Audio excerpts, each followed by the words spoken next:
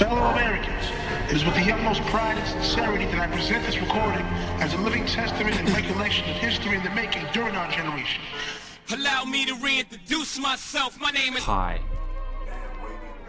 The universe is predicated on the duality of chaos and order. Without these opposites to define each other, it is impossible for life to exist in any dimension. Therefore, we should accept both chaos and order as equally real and necessary. Alright, guys, we're off now. We're off. I never, ever said that Grey's Anatomy was better than Game of Thrones. Never. What I said was the death of Derek Shepherd was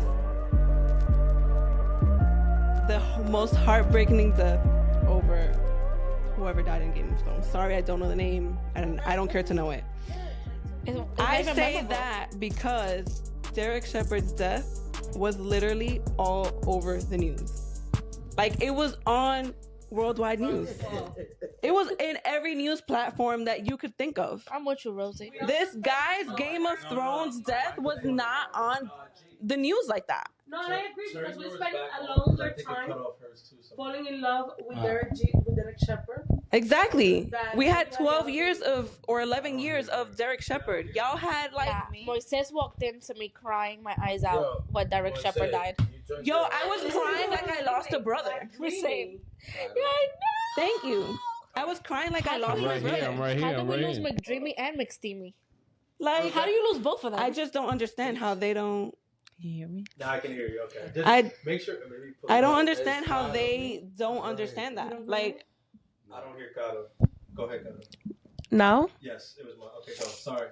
Continue, ladies. We're You out. always gotta ruin things Yeah. because you're the fucking AMAC. Okay, but Kato, I don't like how you are treating my husband. So please, slow down your roll, my dear. Sorry. Didn't mean to Also- offend your husband. No, you offended me, not him. He doesn't get offended when you talk to him. you cannot say anything. I have another thing. I'm sorry, because my name is always mentioned on this podcast. she's Sorry. loving that Zay has an off mic. I did not suggest to put an explosive package in the front of my mother-in-law's door for her neighbor to pick up and blow up the entire building. What I said was put a fake package with like the gender reveal paint or like the powder paint, so that when she picks it up, it blows up in her face. Like the TikTok trend. Yes, Okay. just like the TikTok trend. Not an actual explosive, okay? The real arsonist in my family is my husband, y'all. Yeah, he has a history My with husband explosives. is the one that sets things on fire, He does have a aka history. the laundry room. What? And in school, Oh, remember? please, can you please share And in his and school, divulge remember? in information So, and details? no, the school was a whole different thing. And Tell the laundry room story. yeah, let's start with that. The laundry room story. There was a trash can set up on fire in the laundry room by my husband. Wait, in your And- house? No, when he was living with his mom. Oh. In his mom's building. And I believe the super at the time went to my mother-in-law and my husband denied it, but it was 100% him. He definitely denied it. I'm not the arsonist here. It is him. Okay? The last thing I will say is without me, my husband has no podcast content. I can't. Put the mic down. Yo, This is their moment. to the people that listen, She made you guys know that I am mentioned in every podcast. You need to start monetizing. Podcast. You need to start Like, my name is monetizing. brought up either in mostly some wild ass light, okay, and it's usually funny moments that always involve me. Okay, without me, he has no content. So the next time he brings me up, No aura, you bitch. Super ass. I need my money. I like that guy. Yeah. I need I need my money. That's me. How you feel about that, bro? Cap. Yeah, I don't have a mic. You can't talk right now. Oh, sorry, we can't talk. Thank you for coming to my pod talk. Thank you for the clarification. All right, ladies. It's So your the turn. viewership. All right, so Caro, you brought up something actually super interesting, which was the love language. Wait, tell me, Yes. how the fuck actually became a podcaster? It's natural. She's an actress. She watches Call Me Daddy. I definitely do. I love her, girl. If you see me, I like you a lot. Is that the, Let's is collab. that the Lena the Plug shit? No, Okay, what was the question? but she has a the line heck? in Target now. That one is called. She definitely does. She came out with different clothes and content. skincare. That's called plug. You don't use your Hey, mic. yo, yeah, plug This is is not your okay. time. Anyways, but That's a different daddy, G. what is your love language, Rebecca? And does your husband? Fulfill it. Yes, that's the word I'm looking for. Don't look at me. I don't know. That's getting spicy. What No, I because will it's say, good. what I will say is I know that I'll just speak in general, not men and women. In general, somebody has a love language, and they often show love in that aspect. So, like, an example. The fuck? Why the fuck can't you say it's me? No, I'm just Listen, an in example. general. Example. Your mic is off. For It is example, all. Please. I But your voice is love not. Zay, hold his hand. So You're the a way, foodie. yeah, I'm a foodie. If you So hold my hand, I you touch show my love dick. by cooking, or like maybe not cooking, but providing food, or like eating, sharing food. That's how I like to be shown love. So if you buy me something to eat, so when I say, "Oh, no, I don't want anything to eat," and you buy me something, I feel seen and loved. But I think it's also like acts of service. Well, that's a big one. Yeah. Yeah. I feel like that's my love language. That's my love language. Do you know his love language? Yeah. Words of affirmation and gifts. Words of Jedi, you a affirmation. good Yeah. guy. That sounds good. I feel like Right? by I don't knowing you, give that a sounds. fuck about the fuck you have to But say words about of affirmation also encompass like being told like compliments and stuff like that, right? Yes. Yeah, Yeah. all that's I in don't give a there. fuck if you compliment me. Okay, you might not, but Yeah, you no, definitely. really- Come on. Shit out of that podcast. Gentlemen, our mics are off. It is off. I'm But the mic is picking up your But voice and it shouldn't. that words of affirmation. Thank Yeah. you. So Ain't nobody acts no of service. bitch. Yeah. What else is it? Physical touch. Well, this is definitely not physical touch. Exactly. That's like anal. That is a form of physical. Our mics are off. So You can Rosie, cut how it about out. you, girl? Yeah. So My love language is backwards. my love language is acts of service for sure. Does he do it? He does it. He does He it in. does it. Sorry, he does it in does ways that I take for granted. So he drives every day. I drive. I have a license. I don't like to drive. You don't like to be driven, so don't look at me. So She's saying nice things. he Okay. drives us every day I back didn't and say nice forth. things about You know, no matter how early, how late, wherever, whenever. That's one I definitely take for granted. I feel like my acts of service is more, I need you to help me clean this house. Or I need you to wash these dishes. Because I'm not no dishwasher, you bitch. Yeah. Excuse my language, y'all. Clap that team, Anyway, nigga. because that was another thing. The funny was towards me again. Put the mic down. It's not your turn. can't let this go on. You have to let it go. You have to let it go. Um.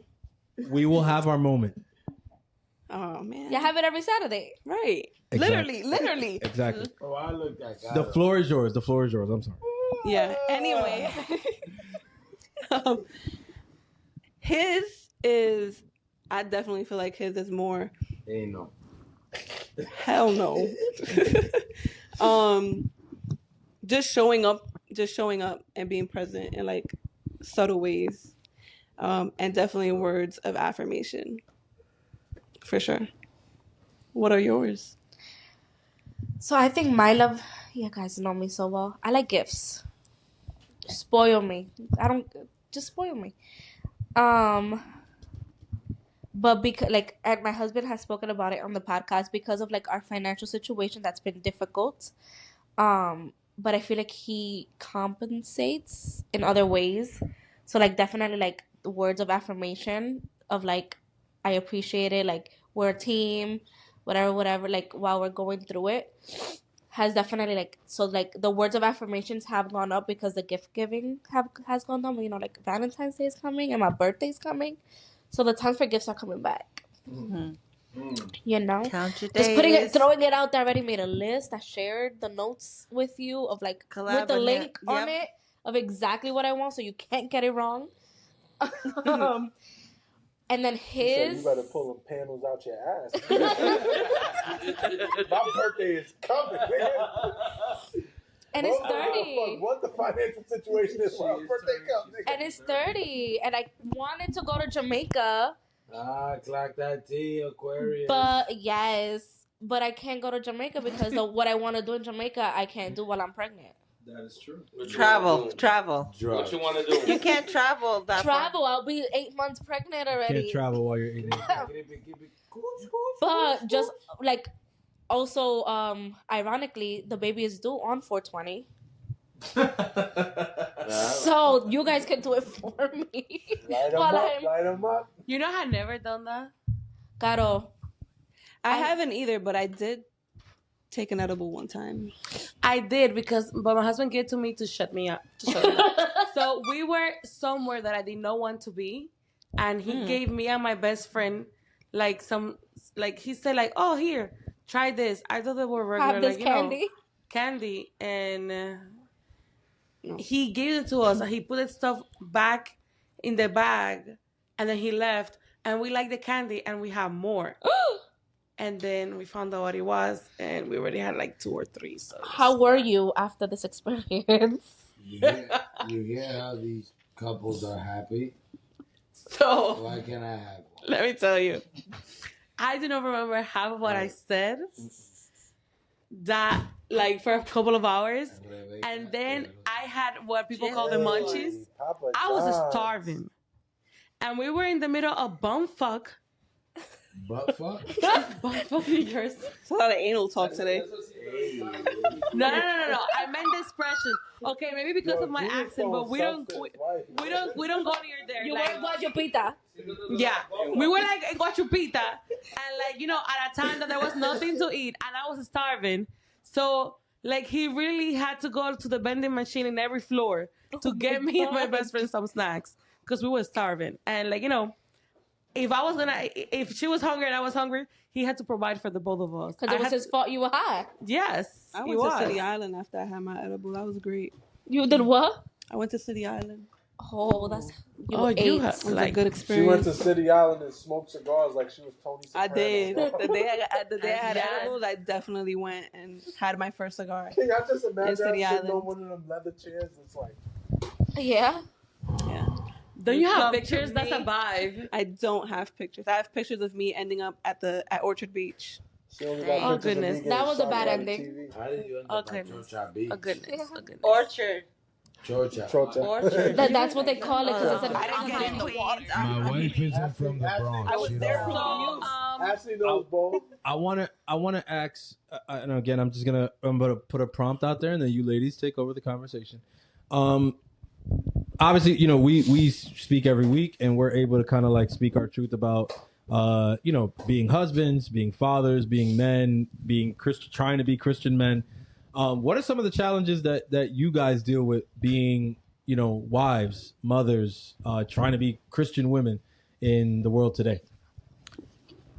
I feel that for me, one of the biggest challenges is like try to balance everything out. I feel that for years, so the way that I was raised by a single mother of 3. My siblings we're 8 years apart.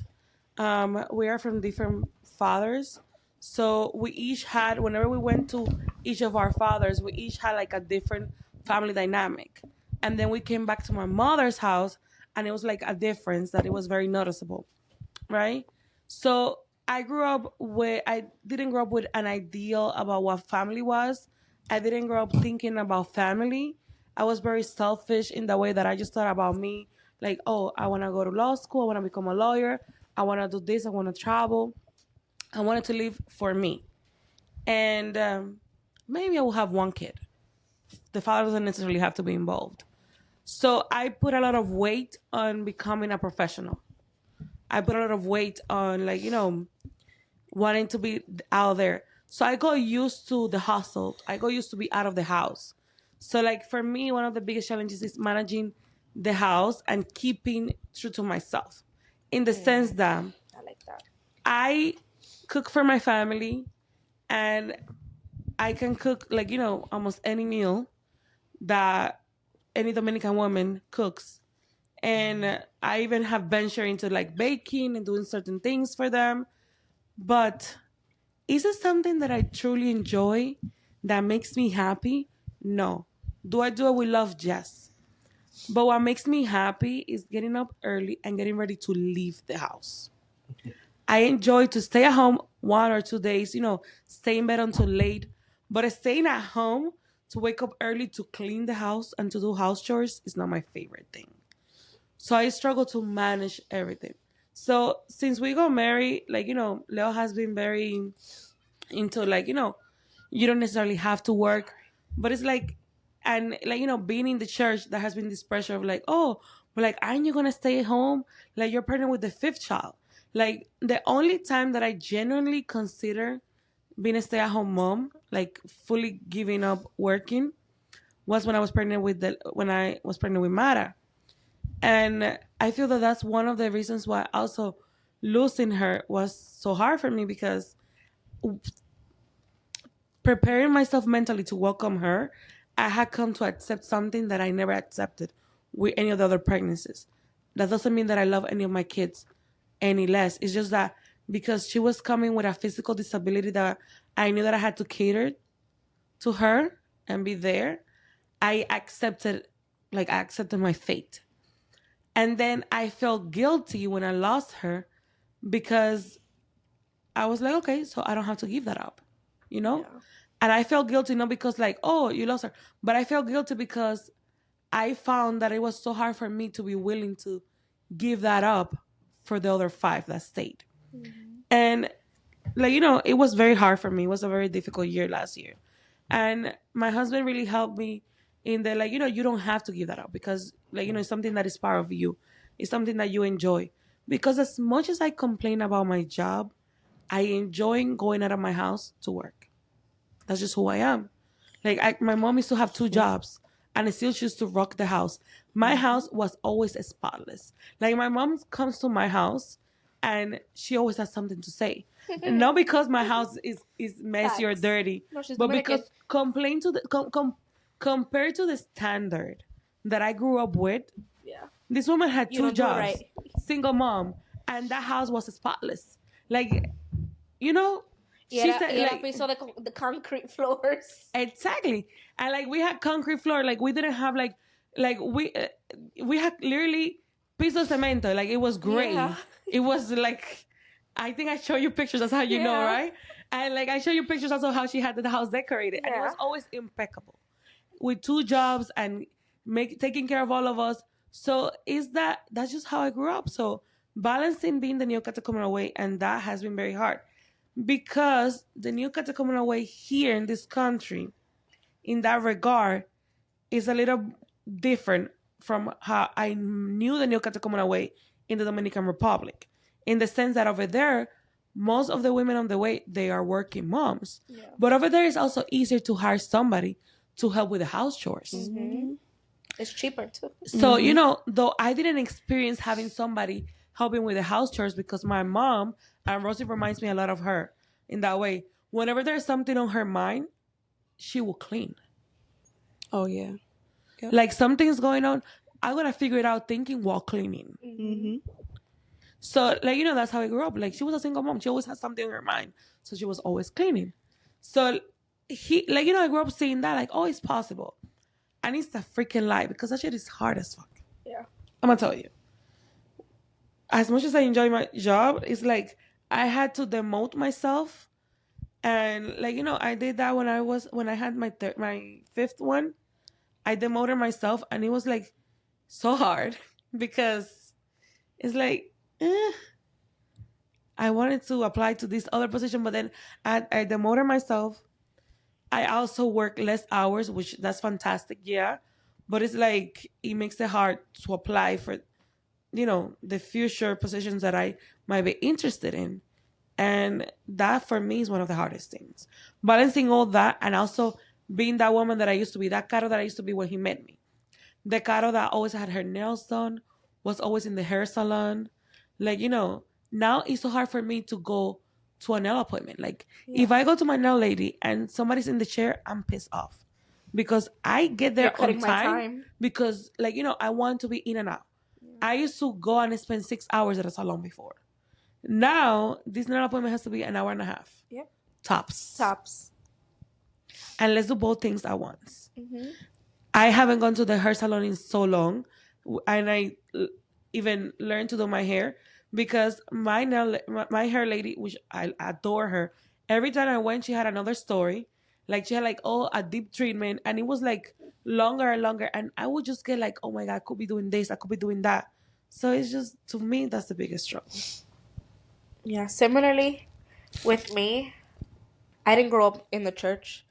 So I also had I'm going to travel the world with my friends.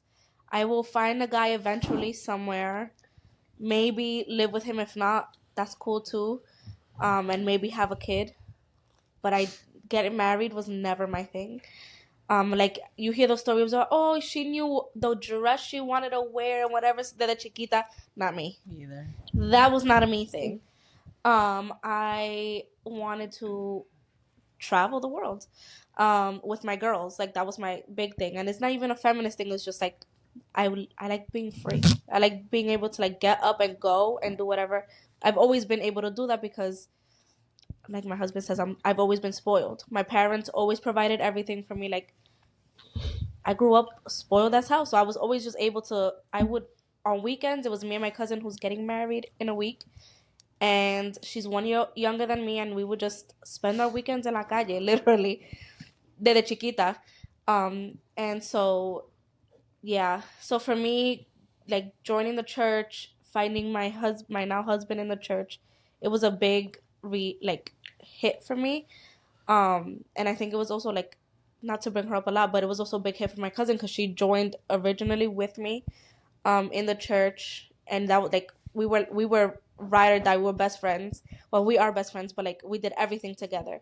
And so in me getting into a relationship and I started to take the church more serious and stuff, our lives completely, like, went two different routes. And, like, we're just starting to, like, pick it back up now that she's also getting married. And I think that, like, the hardest thing for me, though, is, like, the being open to life aspect of like, being in the church. And it's just, like, also because I'm the type of person, I care a lot about what people have to, like, I care a lot about what people think about me.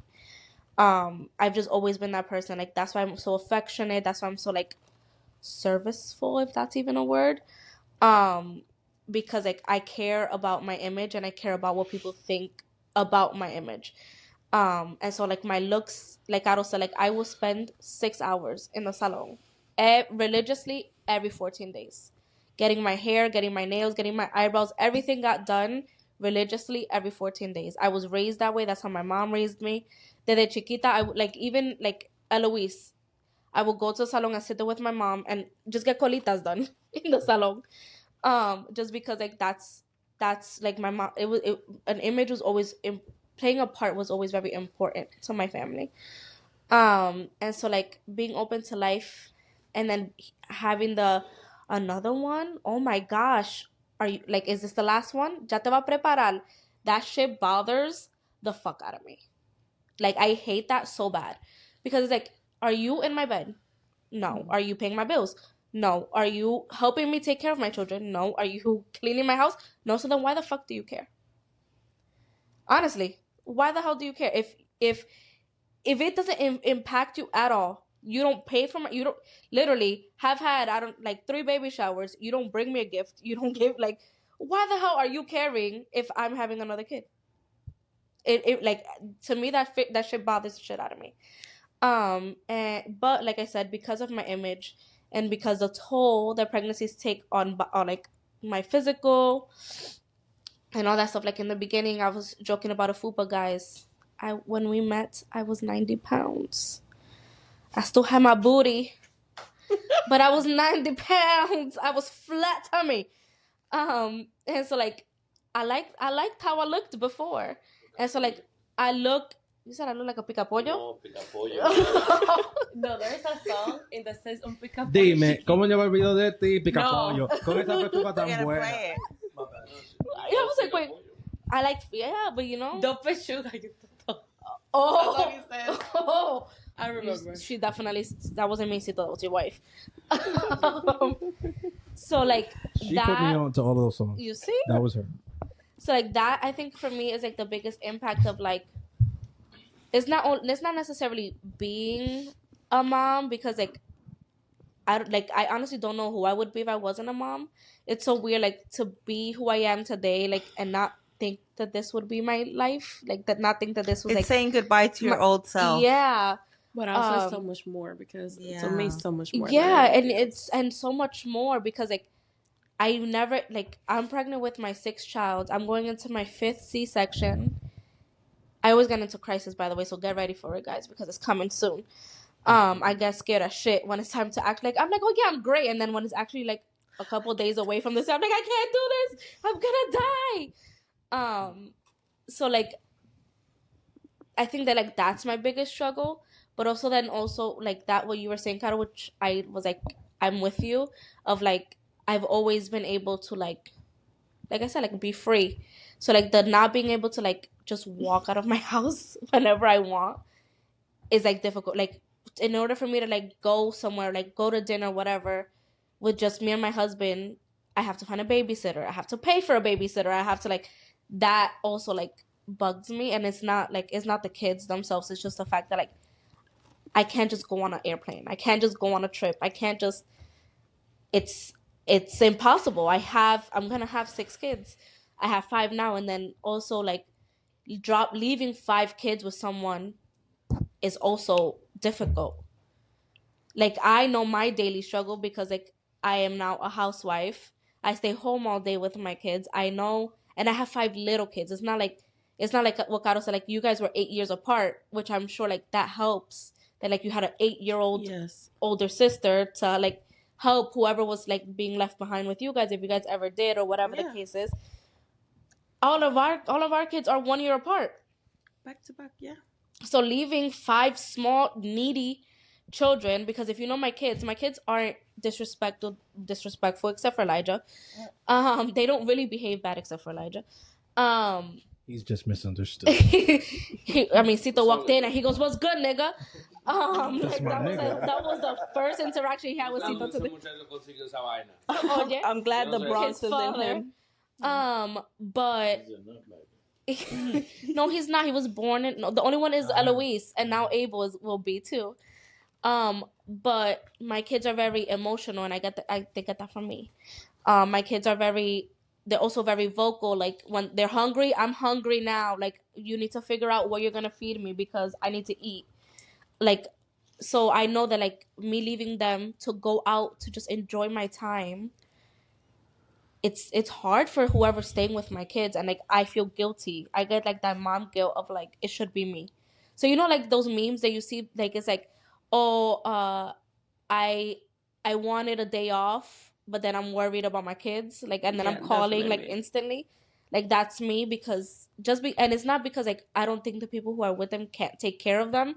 It's because I know my kids are get annoying after, like, okay, they're cute for an hour or two, but coño, it's 5 of them begging you for something at the same time, or needing a diaper change, or like wiping, the ones who are potty trained, for you to go wipe their ass on the toilet. Like, it's a lot. And I think that that's also like what makes it difficult for me, is just like having a big family without really knowing that like that was gonna be my path, and then leaving my career was also difficult for me, because I've always been good in school. Like, it was weird. I'm not smart, guys. Let me put it out there. I'm not bright. But I was always good in school because I paid attention, or if not, I snuck my way into getting good grades. I had my ways. But I, when we decided we were going to get married, I was literally already in my 3rd year of college. And in order to be able to afford our wedding, I stopped going to school with the intention of I'm going to go back at some point to work so that we can pay for our wedding. Because if I'm deciding on getting married, we were only 22. Where it's coming out of our pockets. We have to figure it out. So I stopped school. I started working. My intention was always to go back to school. Still to this day, we're 7 years in. I haven't gone back to finish my degree. And I'm always like, oh, now that I'm a stay-at-home mom, I can finish it at school. How the heck am I going to, I can finish it at home. How am I going to do that with 2 babies now? Because I'm always pregnant or I'm always with a newborn. Oh, so it's like, it's impossible. And so I think that that's also for me, like what makes it difficult, I let go, and then I did have, when we did decide to get married, I was one of those lucky people who without a degree, I found a really good job and a stable job. I was there for 6 years. And then with my 5th pregnancy, when we moved to Connecticut, I was like, this is it's a lot to drive with all my kids because my husband had to work. So I would have to get all my kids ready in the morning. The ones who went to school in New York. Then I dropped the other ones off with my mom, went to work, had my whole 9 to 5. At the end of the day, pick them all up from my parents' house, come home, still do my wife duties of cooking, cleaning, whatever, getting ready for the next day, doing it all over again. And if you know where I live, I'm an hour and a half out from New York. So getting 4 kids and pregnant with the 5th, ready every morning, that shit was taking a toll on me mentally, physically, to a point where I told my husband, I love what I do. I really do. If I had to choose another job, I would probably, if I had to choose to go back to work, I would probably go back to exactly where I was because I really did enjoy what I was doing. It was just I felt like I was fighting against myself. I was at war with myself because I was just so exhausted. And I didn't know how I was going to do it with 5 kids. So I think that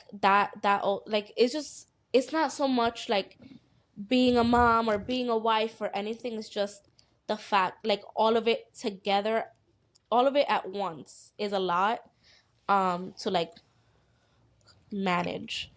And I think that that's my thing, managing everything and feeling like I'm slacking. I don't like to lose. I'm very competitive with myself. Because I'm the only competition. Huh? Oh, the baby. She's sick. She was fine. She'll go back to sleep at some point. Eloise is crying.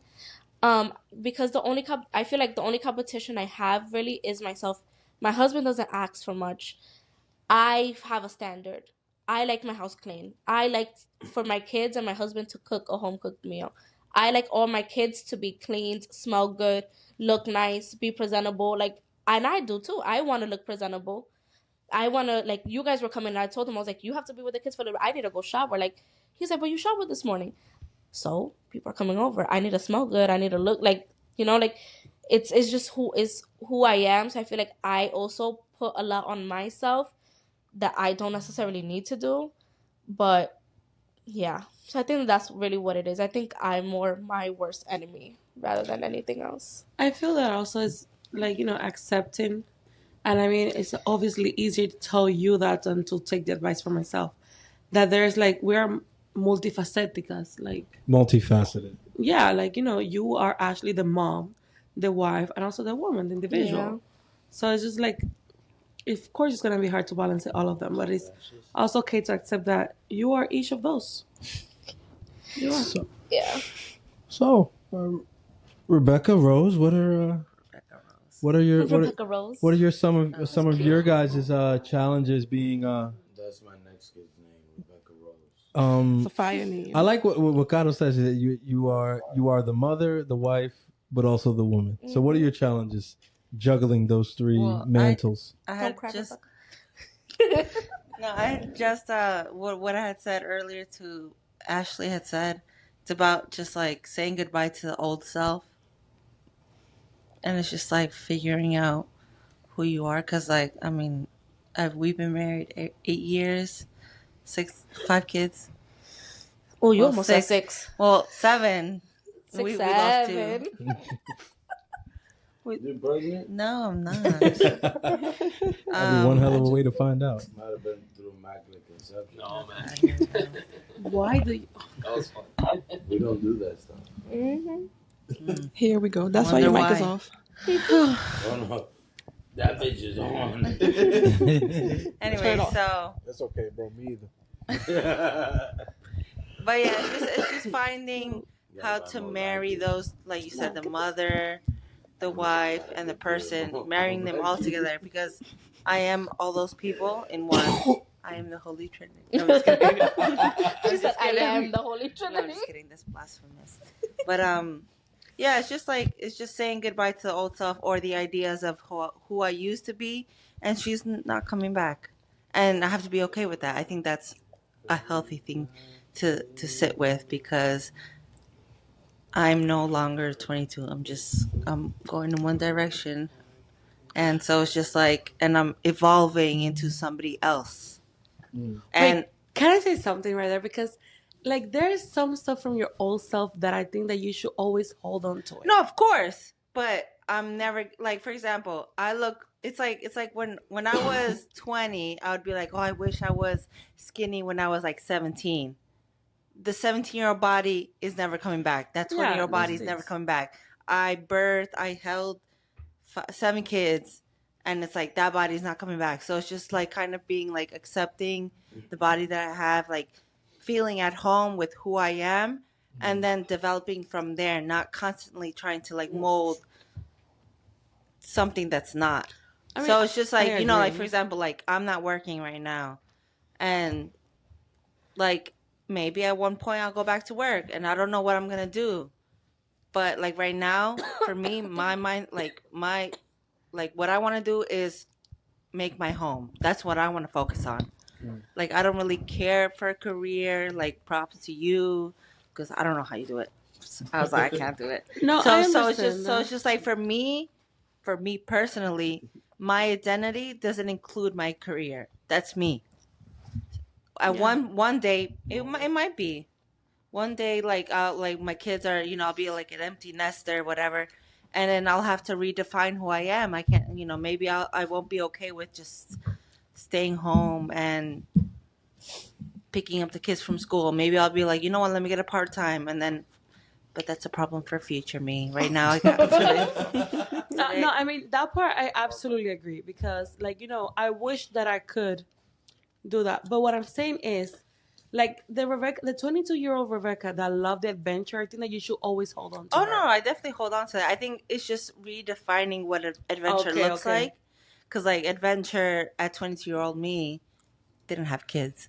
So it's just like, I guess it's also like what you were saying. It's like finding the babysitter. Like, whenever it's like, and that load falls on me, because, like, it's like I gotta, you know, and he has said it before. He's like, I trust you to find the right babysitters for us. So it's just like, at first, like, unless you have established babysitters. That's just an excuse. Yeah. Right? Dang. So you hear that? No, I'm saying it because when you say, like, say bye to your old self, it sounded like such a statement. And our moment is coming. Like, it was such a like a finite, like a finite thing. Like, you say bye to our old self. I guess our old self is like more like, I mean, like, obviously there's traits and things that I bring into this new version of me. Yeah. But I'm not like Rebecca. When I look back at her, it's like she's not, like, she's dead. Like, and no, I don't think so, because I mean, dead in the, like, obviously there's bits and pieces that, like, you know, like the Red Hats, we go travel and stuff like that. Okay, I gotta just jump in real quick. Say what the fuck you're saying, because it sounds like you're just like very. I'm not. Well, the thing is, after what happened? What happened? Well, I got a stroke. Damn, nigga, Exactly. not aggressive. It's like no, because it's like. I'm perceiving. I'm perceiving some hostility. She's like, oh, the old person's dad. The old person, like the old Rebecca's dad. Okay, It's like, but I'm talking about like. but it's like people who don't know you don't understand where the hell you're coming from. Okay, That's so all. I'll monitor this so the men don't get involved. That's a good point. Okay, comadre. So talk a little bit about what has changed your life the last 3 years. So last 3 years, 2026. Well, obviously, like, I had my kids. I caught a stroke. How many kids? I got well. At first I had 3 kids, and then I got 2 more. Okay, so and then I had a stroke back in 2024, and then that's it. I made it through. Can't catch me. Sorry, comadre. Not today, stroke. So not today, bitch. Our comadre here is a champion. She's definitely you definitely overcame. That's the word. Oh, okay, I'll give you a Do you better ever example. see those cartoon so shows like where growing the- up, I was very athletic. Death is after them? And, Where Death is like so, after them you in know, a corner, like, and they're like, in high school, I was playing sports. I was playing sports every like season, like winter. Like I was playing basketball, and then once basketball finished, I played like volleyball, and then when that finished, I was playing soccer. I was like busy, and I played softball. Like I played sports. So for me, athleticism was a very big thing. And then like now, like I had the stroke, I had my kids. I am nowhere near that. Like I can't even like jump up without like Getting out of breath. no, not even no. Like I physically can't because the stroke took a toll on my body, and then like having a kid after was just like crazy. So it's just like, and then so like we try to start working out and like, you know, for our health. It's like, and the fact that like for me like 2-pound dumbbells is like heavy. hard. Like I just be like this, and I'm just like I'm winded. It's like not even just like, oh no, this is hard. No, it's like I can't. Like your body reaches a limit, and like no amount of mental power can push me through because my body has reached its limit. So it's just like kind of being like, what's the word? Being aware. No, just kind of like resolute with like accepting into that reality that like I'm no longer in catechist mode, entering into your new reality. Well, yeah, I guess, but also just like not being as athletic and just kind of being like, okay, my new normal looks like this, and I need to set expectations that will set me up for success. So it's just like for me, that's the hard part of being a wife, being a mother. It's just like, and also like just doing things for the first time. Like I've never done this before. Like being like a mom, being 30 years old. Well, I'm 33, but it's like doing all of this for the first time, and there's no manual. So it's just like, it's hard. It's hard, but like, and it's also just like figuring out what's right. I'm not crying yet. So, no, I was just making sure because your statement sounded like so resolute. Oh, yeah. And I'm not gonna let you like. Oh yeah, no. Like be resolute in that. I have ambitions. You still have and then you still have a lot of that Rebecca. Like Rebecca, like pre-kids Rebecca, pre-stroke Rebecca. You still have a lot of her in you. So like, you know, just making sure that Rebecca, we were out together literally like 2 weeks ago, and you danced more than me. Exactly. Oh yeah. You know, but also like, you know, like the Rebecca, like, you know, Rebecca, if there's one of us that's gonna find good humor in something that's happening, it's gonna be Rebecca. If somebody's gonna laugh about something, it's gonna be Rebecca. I'll probably be like, what the fuck is going on? Yeah. And she will be just like finding the good about that. She is the funny Rebecca, guys. Going to the last podcast. She is actually really funny. Why do you want to interrupt? Hey, yo! So, do you think I'm funny, Zay? Oh. Is she actually really funny, or is she stroke funny? Oh. She's actually funny. She was funny before the stroke. She's actually very funny. She's very funny. So she was funny before the stroke. So Rose. She was funny before the stroke. So Rose. For sure.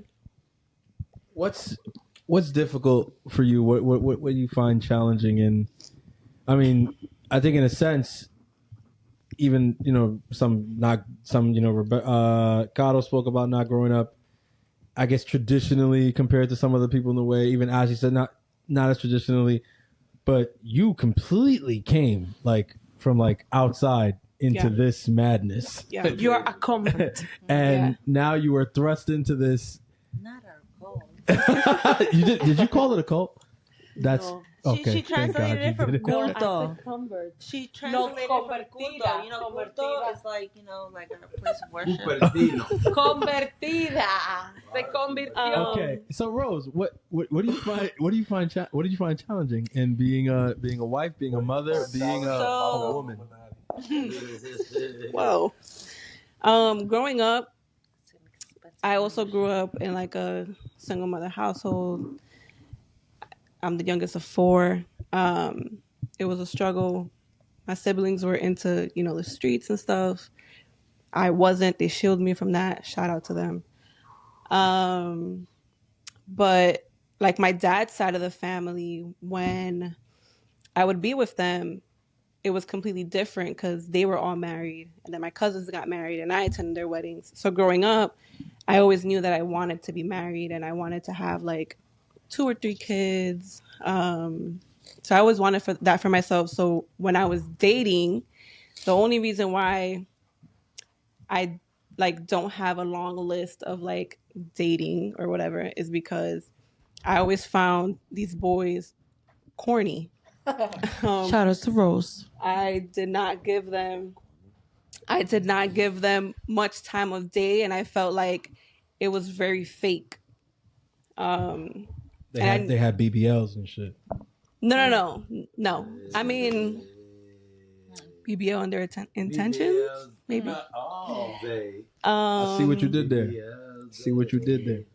So I just never gave them I never gave the guys that I was dating as a teenager the time of day. If you were too clingy, you did too much because it's why are you clingy and we're only 15? What are you doing?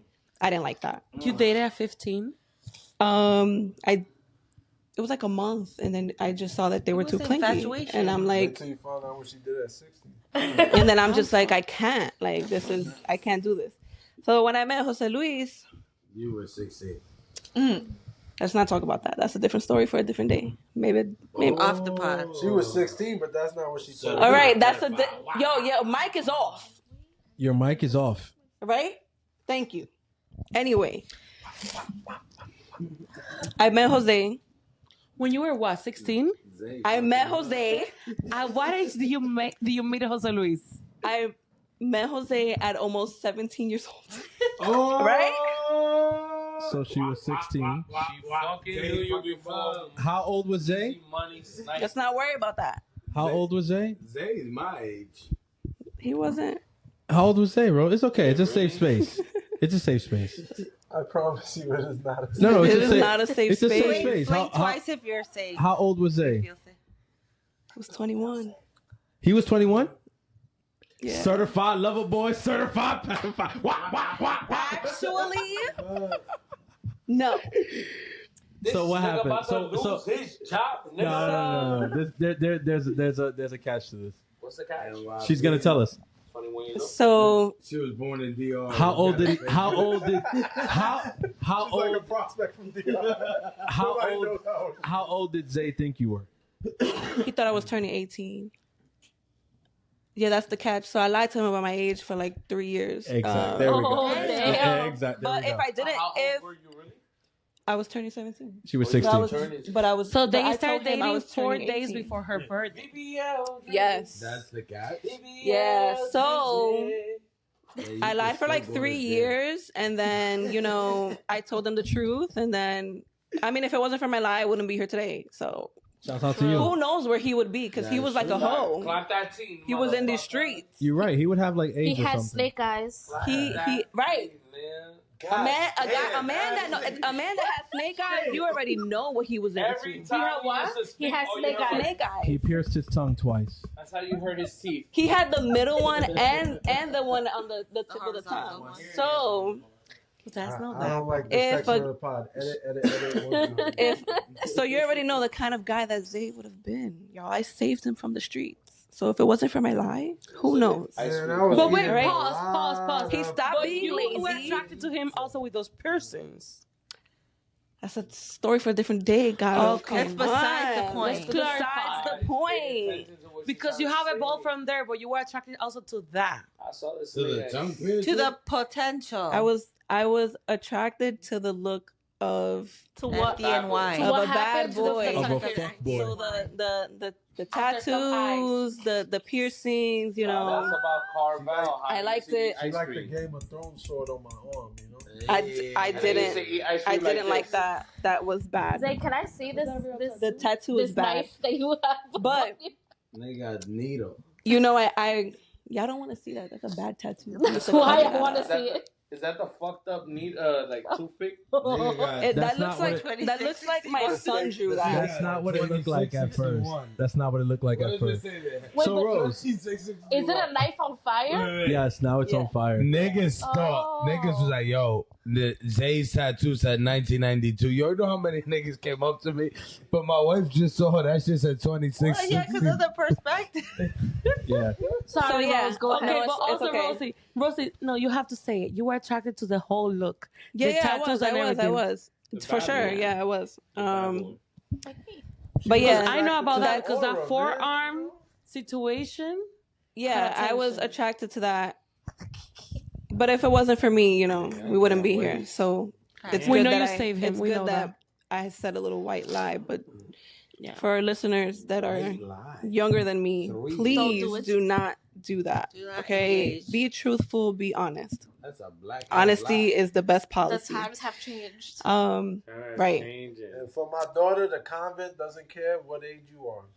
Carvel. Facts. was I still have the number for the insanity convent So- for all of our girls. So now that I don't know about now that you. you've thankfully saved Zay Yeah. from himself, So never you answered know, the question, bro. I did. What? your mic is off, sir. Right. Like your time is coming. Wait for it. God. On Anyway. next week's episode. No, that's not fair because I won't be here to defend myself. Like, come That's the on. point. That's the point. Okay. Anyway, I like that idea. I I got a lot of shit to say. yeah. So we met. We got married. Whatever. Sorry. I love you. Yeah. So That was a fun wedding, by the balancing. way. I had a good time at that wedding. Oh, thank you. Because it was COVID, right? Yeah. Zayla like wrote you. Yeah. That was another thing. We got Can I married just use during. my mic to remind everybody that Rebecca sung at my wedding? She That's did. why, as my She sister sung in at Christ, my wedding. She's she in has my a wedding special video. place in I our have marriage. her whole portion. Hold on. Uh, I That sung shit at got your cut wedding? off. You Send did. it That shit got Ave cut out of La here. Ave Maria at my wedding. you did. I have the whole video. Rebecca not remembering this moment literally just took everything out of the moment. She's like, wait, I was there. She had a whole She had a stroke. stroke. Nigga, She goddamn. told you. You an asshole. She nigga. told you that she had brain surgery. Bro, Rosie, saw I her. mean, fry this nigga up. Fucking Fuck this insensitive nigga. can you be? Nigga. Dude? What is going on with What's you? wrong with you, man? Nigga, she doesn't remember Nigga, what what's the your fuck problem? I am. Ever since they took those snake eyes You out of need your to leave. I'm No, is that ever since they took the snake eyes out of his mouth, nigga, that nigga been They different. took out the AF mic out your asshole, nigga. You can't remember Hey. dog shit. Team Wow, I'm glad. Becca. Yeah. So No, so it's fine. so Rose, I understand. No, some I'm glad some to have people been part don't. of that moment. Yeah. Nigga It's said. sad that I don't remember. well, they got the She's video. like, I'm They- sure it was Yeah, I have the very video. good. Hey, hey, hey, guess what, I'm Rebecca? glad you liked it. Guess what, Becca? You'll probably see the video before me. I haven't seen it. They I got don't wanna married? see it. When Me they neither. got Okay. married? Anyway, It's not so yeah, I okay. got married during COVID. That was a wild situation. I was supposed to get married. Well, we were supposed to get married March of 2020, but Momo was invited I to my wedding, was by the way. I just feel like I should say. pregnant. I ended up being pregnant. Gave birth in April 2020. go. COVID happened. Wedding was canceled. We were gonna postpone for 2021, but then I'm just like, you know what? I Like we love had this joined, man. we had joined the way at this point. I'm just like, you know what? F it. Like we're just gonna get married this year. Whoever comes, comes. Whatever God allows, God will allow it. So we got married. You know, having kids was always part of my story. I never thought that I would like stop pursuing my career, my education because of kids. 2020 was the year I also started my master's degree to become a school counselor. Smart ass family. She went to the Princeton Seminary. I did not. That's all Leo. So that was difficult in itself. Summa cum laude? But shout out to my husband because he held it down for 3 years. Yo, put up, bro. What the fuck? Right. Shit? Clap it up. Clap it up. Come Clap on, it up for my husband. Fuck it. He always look out. Yo, Tito.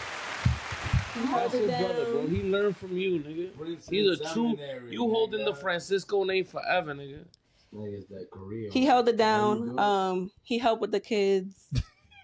I had Grayson, then I got pregnant right away after my wedding. So we had Jenny. So I had both, small kids during my master's degree. And then the year I was supposed to the year I graduated, we found out that Grayson had like autism.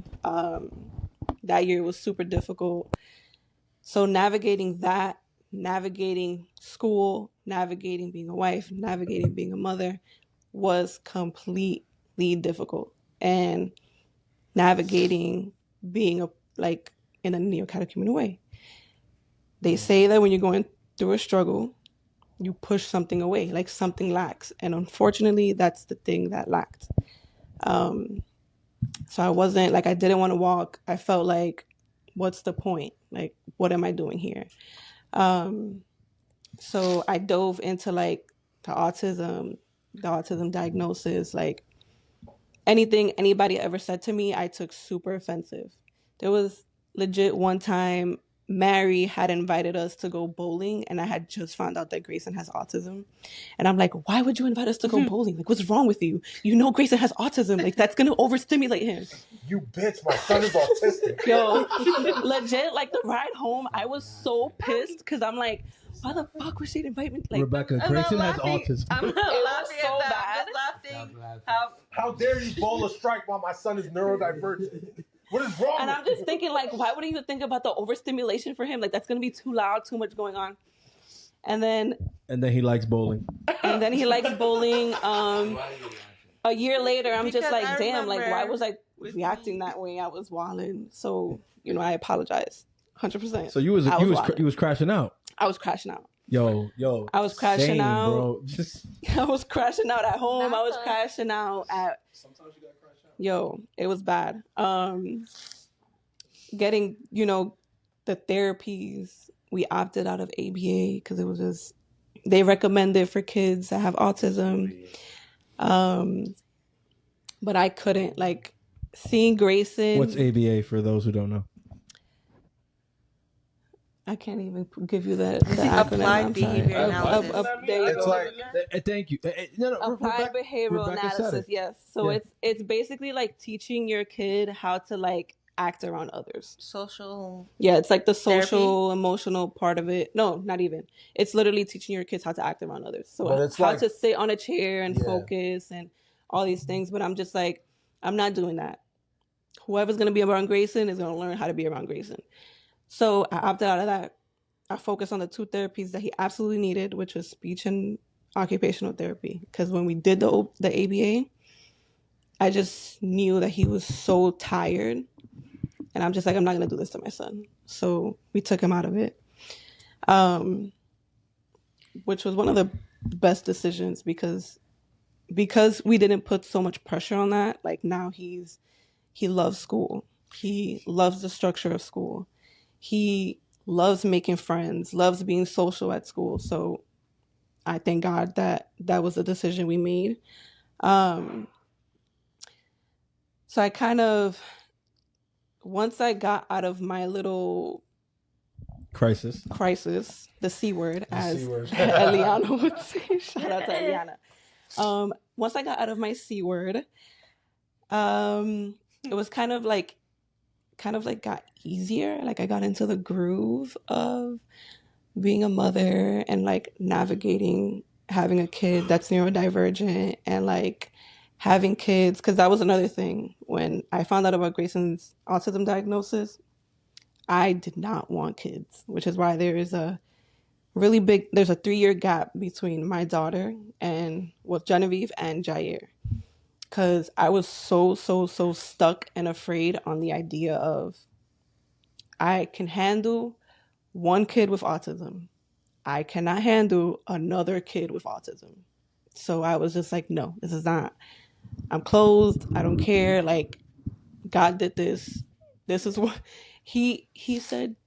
You know what? In my mind, he was like, this is what I'm giving you. You figure it out. But obviously we had Jair. He's perfectly fine. So yeah. For now. No, if watch your mouth. Stop being so. Watch your mouth, because it's not gonna be the out. one that got my name as his middle name. There's nothing wrong with him. He's good. Eventually, Grayson es más simpático que Jair. And Grayson ain't nothing wrong with Grayson, and ain't nothing wrong with Grayson either. No, I'll tell you that right now. Grayson is just super emotional. Oh, he's like, he's named after me. Yeah. Agapito. No, his name is Jair Leonid. Nobody respects my middle name, but he is named after me. No. Just make sure. But you want to tell the story about why y'all named him after me? I think that's a good story for the podcast. Maybe, I don't know. That's crazy. So one thing, let me tell you something. No, but they want to talk about why Jair's named after me. I feel that Grayson got all the ABA he needed with all his cousins. Yeah, his family. So the thing with Grayson was that he always wanted to be around his cousins, but he never wanted to engage in the play with them. He wanted to like exist around them, and in the beginning they play around him while he's just doing his own thing, and he loved it. Will be like, he loved I like it. that. See, what's wrong with that? Yeah, I don't see a problem with that. But then, as he started getting into school and getting more exposure or whatever, then he just was like, nah, I want to play with you guys. So now participated in. Yeah. So now it's a mutual thing. The way Jair ended up with Leonid is that our middle names for our kids are very intentional. So Grayson is Grayson Angel because their grandfather died 2 weeks before Grayson was born during COVID, and the last person that their grandfather saw was Jose Luis. Because Jose Luis was an EMT, they let him in the hospital, and like Jose Luis was basically the only person that was able to say goodbye before he died. So that's why Grayson is Grayson Angel. Genevieve is Genevieve Joanne because of my sister. As much as she annoys me, I love her. Like, that's my sister. I would do anything for her. And then Jair is Jair Leonid because of the influence that Leonid has on Jose Luis and all of our children. So that's why he's Jair Leonid. Damn, you really solidified that YBS shit, nigga. Real shit. All right, gentlemen, this is our moment to pick up. Wait till my next kid name is. No, we have another topic. This is our moment. Oh, all right. That's crazy. So, how do we feel about our husbands, like, dedicating time to create this amazing content, but at the same time, sometimes they say their truths that are not exactly our truths. I mean, Rosie here, she right away went straight to the point to bring out clarity and light into the situation. And I agree with my sister-in-law. She's the content, right? So, but how do the rest of us feel? Zay, how do you feel with? Excuse me, compadre. I just want to say I'm all up in those comments on YouTube. Bring up. I will Lucas Andres Mora Moreta. defame my name. Rebecca is in the show me comments a on podcast YouTube. where my name is not showed up. That's true. No, it's a good. No, I do like this topic. I do like this topic. It's true. Like, what do you? This is not the first time we've tried to do this. This is actually the third time. What do you guys think? Like, what are your truest feelings of us doing this? So I'll just start. I'll start. Yes. Go ahead. Speak your truth. I just want to say that, like, he's something. This is something that he's passionate about. So I am more than happy to support him in this. And I'll reap the benefits one day.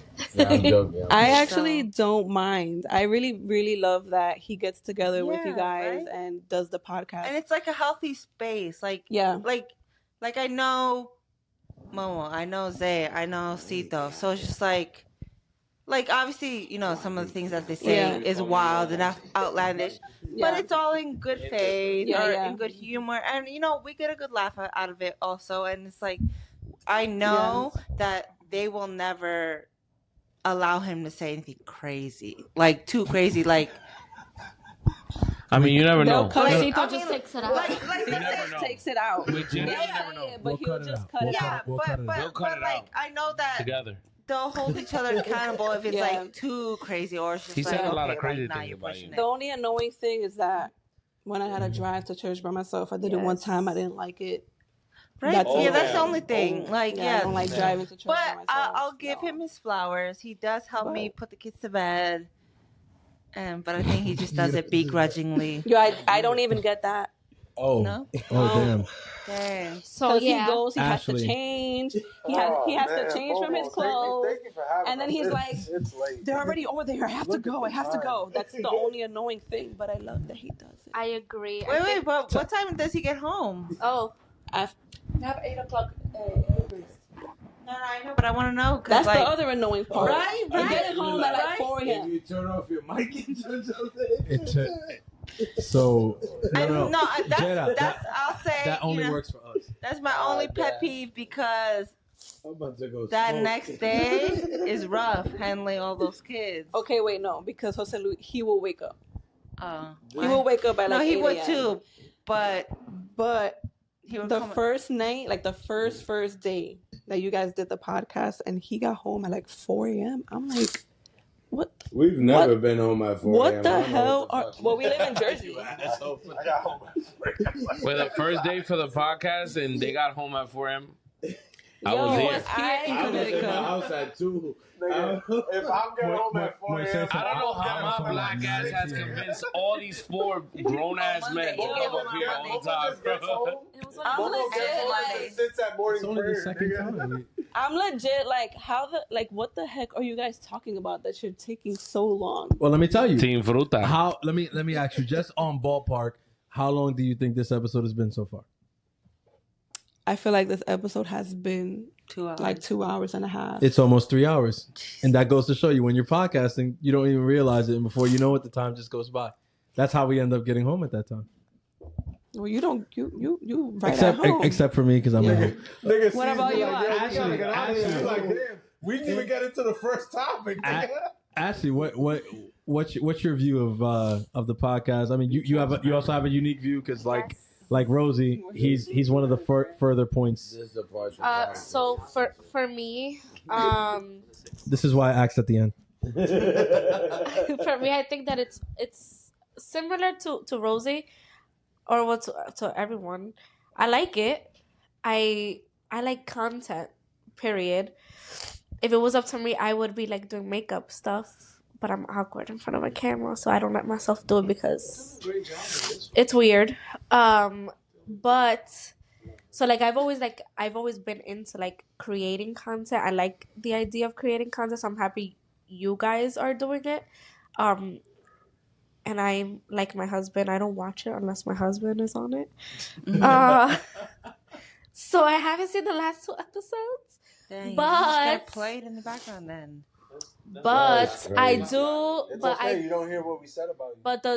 But see, I like I said, like similar to Rosie, I do feel like I am a lot of the content. My husband likes to talk about me, and that's okay because at least I know that he's over there thinking about me. Because when I come home from church by myself, You don't come home by yourself. all right, you drop me off, but I'm here by myself. She stays by herself. I'm laying in bed by myself, and I don't like to Now, do what that. Zay does to Rosie is a different story. What Zay does to Rosie and leaves her stranded somewhere, that's fucked up. I don't leave you stranded. I take you is home, crazy. I drop you off, I drop off the babysitter, and then I head over there. Stranded Let's just get that clear, because then crazy. niggas are going to start talking shit. No, yeah, I think my Yeah. biggest thing is just like I don't like sleeping by myself. I've always had like, guys, I'm weird. I always felt like there was somebody behind me. Like there's always somebody watching me. So, Also, yeah, same. Yeah, you too? No. I just have PTSD because last time I fell asleep without my husband, I got a call at 6 a.m.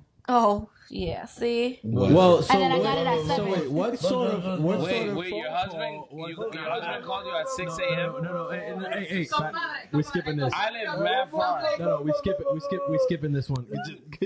I got you, G. But I really want to hear what happened at 6 a.m. because I think if I remember right, we could talk I got a phone call like 6:15. I got a phone call around 6:20, but we could just. We all got called that day. We got a phone call at 6:15. Yes. You had to not brush your teeth. Y'all be answering y'all phones at 6 a.m. I wasn't getting to the hospital. I'm texting with Ellie at 4:48. I ain't never gotten home at 6 o'clock. No, this was a different situation. We'll clarify off mic. You're so lost. You're so lost. Smoke break. Anyways, yes, go ahead. When it comes to the content and you guys creating it and like having a podcast, I actually like it. It's actually funny because on TikTok I do actually also watch. There's like 2 guy friends who have a podcast. And you like their videos? I don't You like. don't like I don't ours? really like anyone's videos, but I do watch their podcast, and so like, I feel like it's you guys also have like that natural, like aura chemistry. Yes, flirting, natural chemistry to you guys. That is like, it's good to watch. It's a good podcast. I slack by not watching the episodes my husband's isn't in. That's my fault. I slack on that.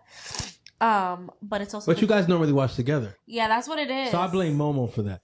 Yeah, you see, it's your fault. You need to watch separately because that's a view. That's a view. I don't know. But no, not really, because it's his YouTube, anyways. You gotta make a YouTube. That's what I did. Rebecca is thinking very entrepreneurial. We gotta make Ashley a YouTube account. That's what we gotta do. We gotta make Ashley a YouTube account. We gotta make Ashley a YouTube account, and because we need the views. We need. So as for me, Caroline. I actually love it. Do you? So as you guys know, house. Right? Who wouldn't love it? I would love it too if it was in my house. Thank you. But my house is the central location. That's why. Yes, I would, because then that means that you don't have to be coming home at 4 a.m. Bro, so you don't like people that much in your house. Let's not lie. Yeah, you kicked us out after the draft. You did. No, I didn't. I fell asleep. Well, Zay told us we had to go because Rose. I fell asleep. Was that a lie? I fell asleep. I didn't even leave my room. Yo, it's getting real late. I literally, when he told me that you guys, that late. It ain't that late. When you guys told me, when he told me that you guys were coming over, I was like, okay, I'm gonna get what I need, and I'm not gonna leave the room. Say good morning to and I literally did not come out of my room. I did not know that you didn't know we had a cat. Like I didn't know none of that. I didn't kick y'all out. That was him. Fat. So That was Garfield. That was the day when Brady broke out of the room, nigga. He did. And I figured out that he knew how to turn the doorknob. Oh, that's scary. Okay, so so cats scare the shit out of me. Because Mom was like, yo, did that nigga come out the room? I'm like, nah, he doesn't know how to do that. Oh, he did. That was sitting on the toilet peeing. Okay, so as for me, Go ahead, Baba. I actually said that I love that he does this. He also has another podcast, and I am a firm believer that if you love to do something, if you have a dream, you have to do your best to try to do that. So I love anybody that, like, that's the thing. If you love to do something, if you enjoy to do something, you have to do your best to try to do that. Like, as long as it's not something that is harming other people, that is detrimental to your health or somebody else's health, or detrimental to your family life, why not? As right? long as you're not So being then, guys, stupid. Exactly. Listen Basically. to what she just said. If you need are, solar, like- call me. If you are, like, for example, he's doing this with his brother and 2 of his best friends. So why not, right? I love it. Yes, it has. Everybody in this room has to add to it, because I know that you guys say like, "Oh yeah, it's your house," but like, let's be honest. Sometimes I have tried to have plans after the Eucharist. I cannot enjoy that luxury no more. That's true. Or I have to cut my plans short. I don't have friends anymore. You see? Damn. So, it is what it is. I have to make sure that, like, I cannot really enjoy the luxury of changing the furniture because the podcast Or being naked in your set house on is a Saturday. certain way. So I cannot arrange because of the set. On Saturdays. But you know what? make it any It's a price that I will pay happily to have my husband do something that he loves and enjoys, and that he doesn't do anything wrong to our family life. Because if he was doing something else that was stupid, I would be like, heck no. But yeah, why not? I appreciate Comadre saying all the beautiful things and defending her husband. What are you talking about? I And said, not talk about, ooh, my I husband agree with doesn't her. sleep next to me. No, she Because said I'm tired of not speaking on this goddamn mic. She said she gives you her listen, flowers. at the end of the day, right? You Nick, did. listen. We're back, gentlemen. Pick up your mics. We're back. Oh, I need a break. No. You guys can't leave. No. You guys can't leave for this. You guys can't leave for. We're about to finish. 3 times? I got I pro- once to pee. I promise you, we're about to finish. 1, So 2, 3. listen, No, Zay got up like 10 times. we are going. Yo, Zay's getting shot by Rosie and every other one. He's taking a couple arrows tonight. He has. Jay. Yo, So I didn't know Ashley hated me, bro. Zay, let's backtrack. Now it makes sense why I wasn't invited to the wedding. Zay, I want to ask you a question. We listen.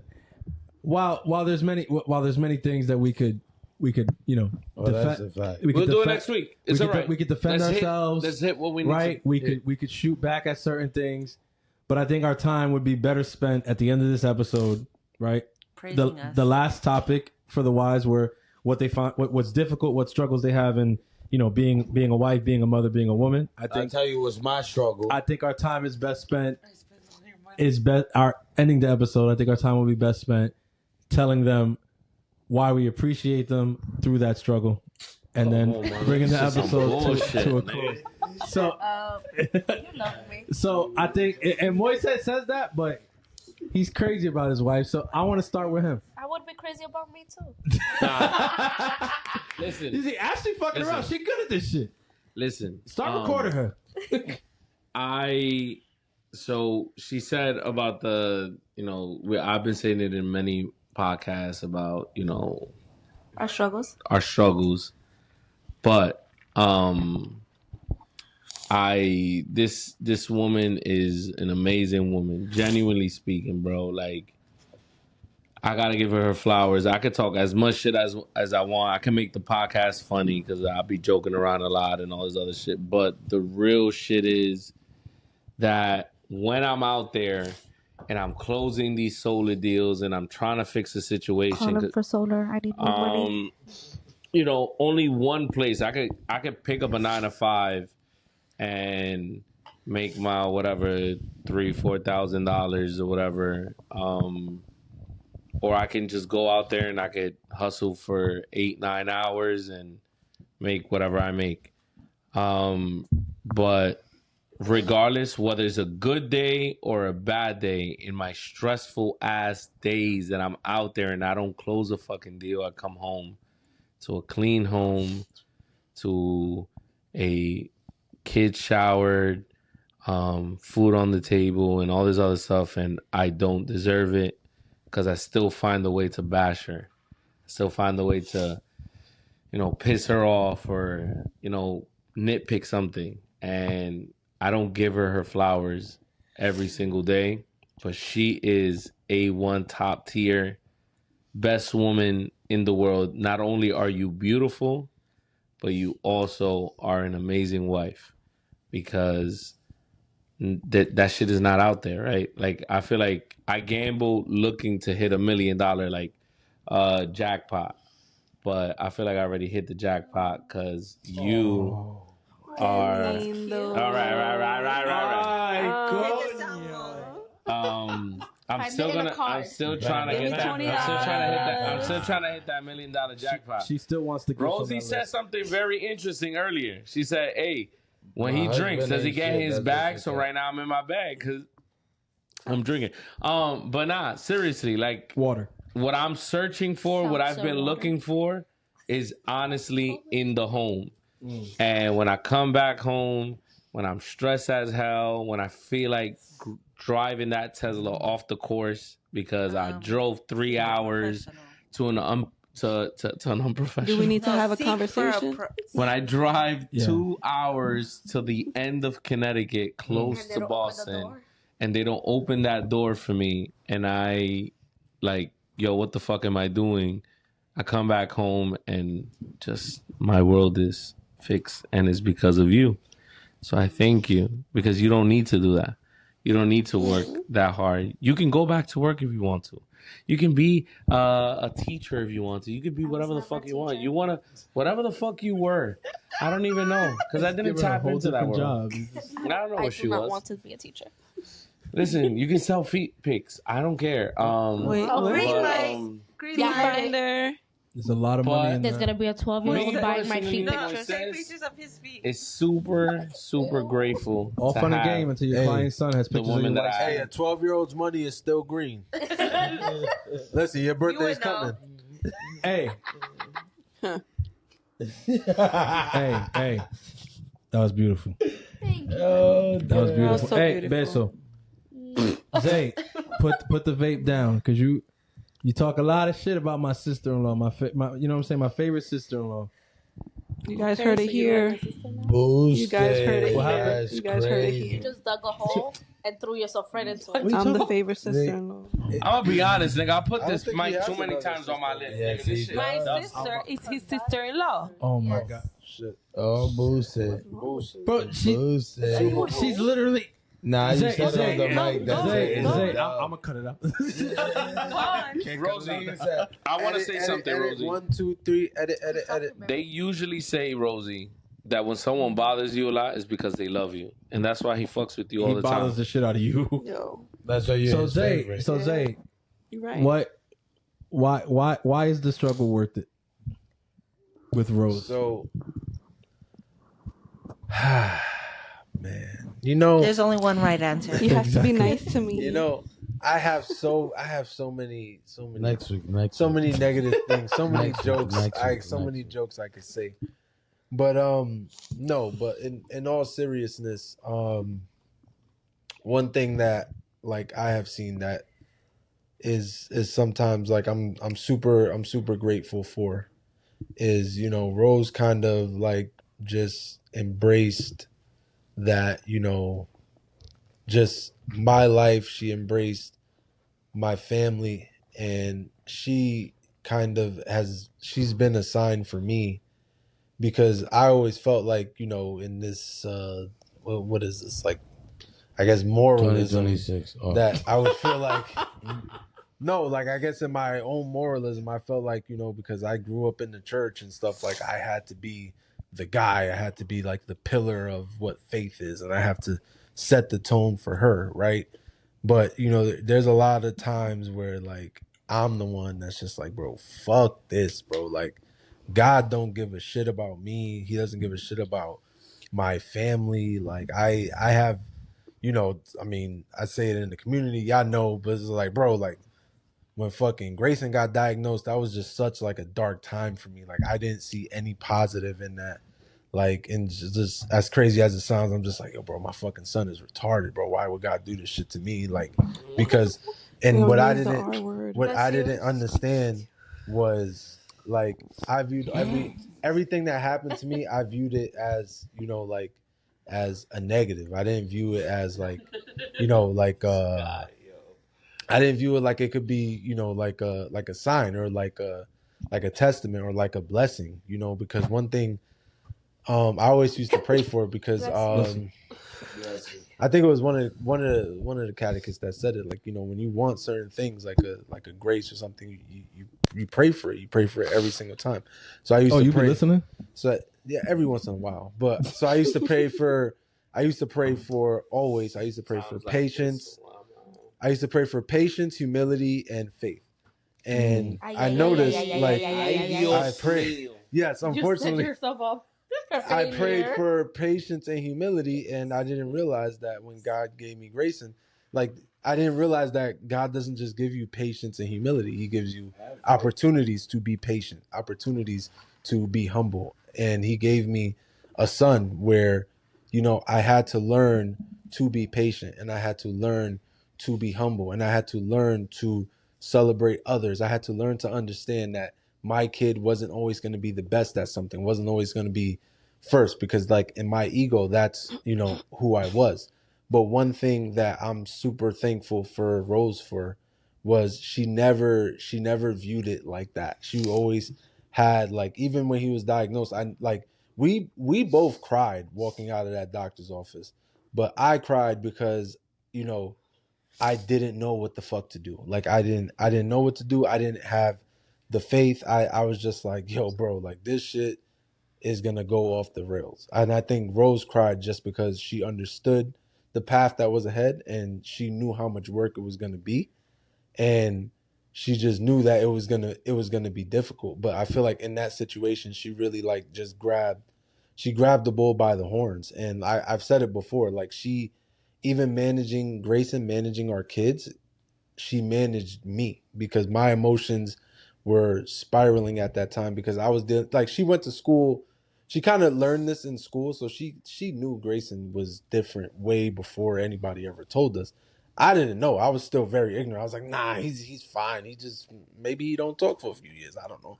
But she knew ahead, and she used to tell me, like, and I used to be like, no, don't say the A word. But it's like she just, the way she managed like my emotions, like, and just the way, you know, she didn't allow me to like lose the faith because my biggest thing when something happens was why would a God that loves me allow this to happen? And she didn't allow me to lose the faith and who I thought I was, like thinking that I'm going to be this pillar that, my wife is going to be saved through me. You know, I saw myself, like really, like I would have been gone from the church. Like if I didn't have her in that moment, and just embracing, our children, embracing our family, embracing, our lifestyle. Because yeah, I mean, of course she wanted to have children. I don't know if she wanted to be open to life. You know what I'm saying?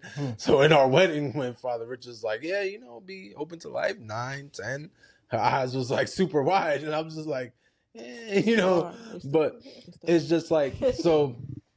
But I know also I appreciate it because I know that it's difficult for her because, it's like the same thing that like Ashley speaks about, like is a lot of our circles together, like they have that, like we don't even have as many kids as you guys. And the reaction when she was pregnant with Jair was the same thing. Like, bro, like another kid? Well, I don't get it. You had a boy, you had a girl. Like, what are you doing? And I felt the same exact way. And my thing is like, I don't know what it's like to be her in that situation because like I grew up, our mom's best friend was Soila, who had 10 kids. So it's just like, I don't really know a life where I'm not around people who are living the same. Like my closest people in this room all are in their 30s with like 5 kids. You know what I'm saying? So, but for Rose, I know she didn't come from that. You think that I'm your closest friend? Oh. Oh my God. Yes, bro. You're one of them. Oh my God. That is actually. I'm sorry. I don't care if it's for Rosie. That was like the first time he ever admitted it. No, of course. I fucking love you, Tuesday. Rosie is 22. My God. He actually said it on the pod that he loves you. He said he loves you. It's like the episode where Momo was saying, I love you to Jedi, and Jedi didn't say it back. Can we have a hugging segment? Yes, I think this is the episode where we got hug. But no, the thing is with Rose is I know it's like super difficult because the one thing that she deals with that I don't deal with is that she kind of deals with, I don't want to say persecution, that's dramatic, but she deals with like just, I would say like antagonization. Like there's still to this day people very close to her that just be like, you're not Catholic. Like Catholics don't go to church that much. Like, and then like Jewish. Yeah, it's just like I don't know. No, seriously, my mom thought that I was going to was it? 7-Day Adventist. No, Opus Dei. Evangelista.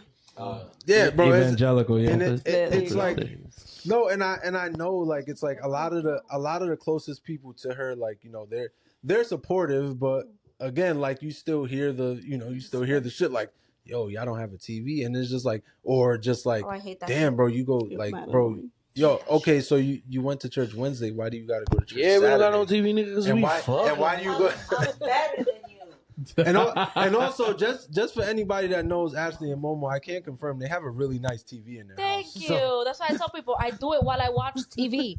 Yeah, we got one upstairs too. Now I have questions. What do you watch?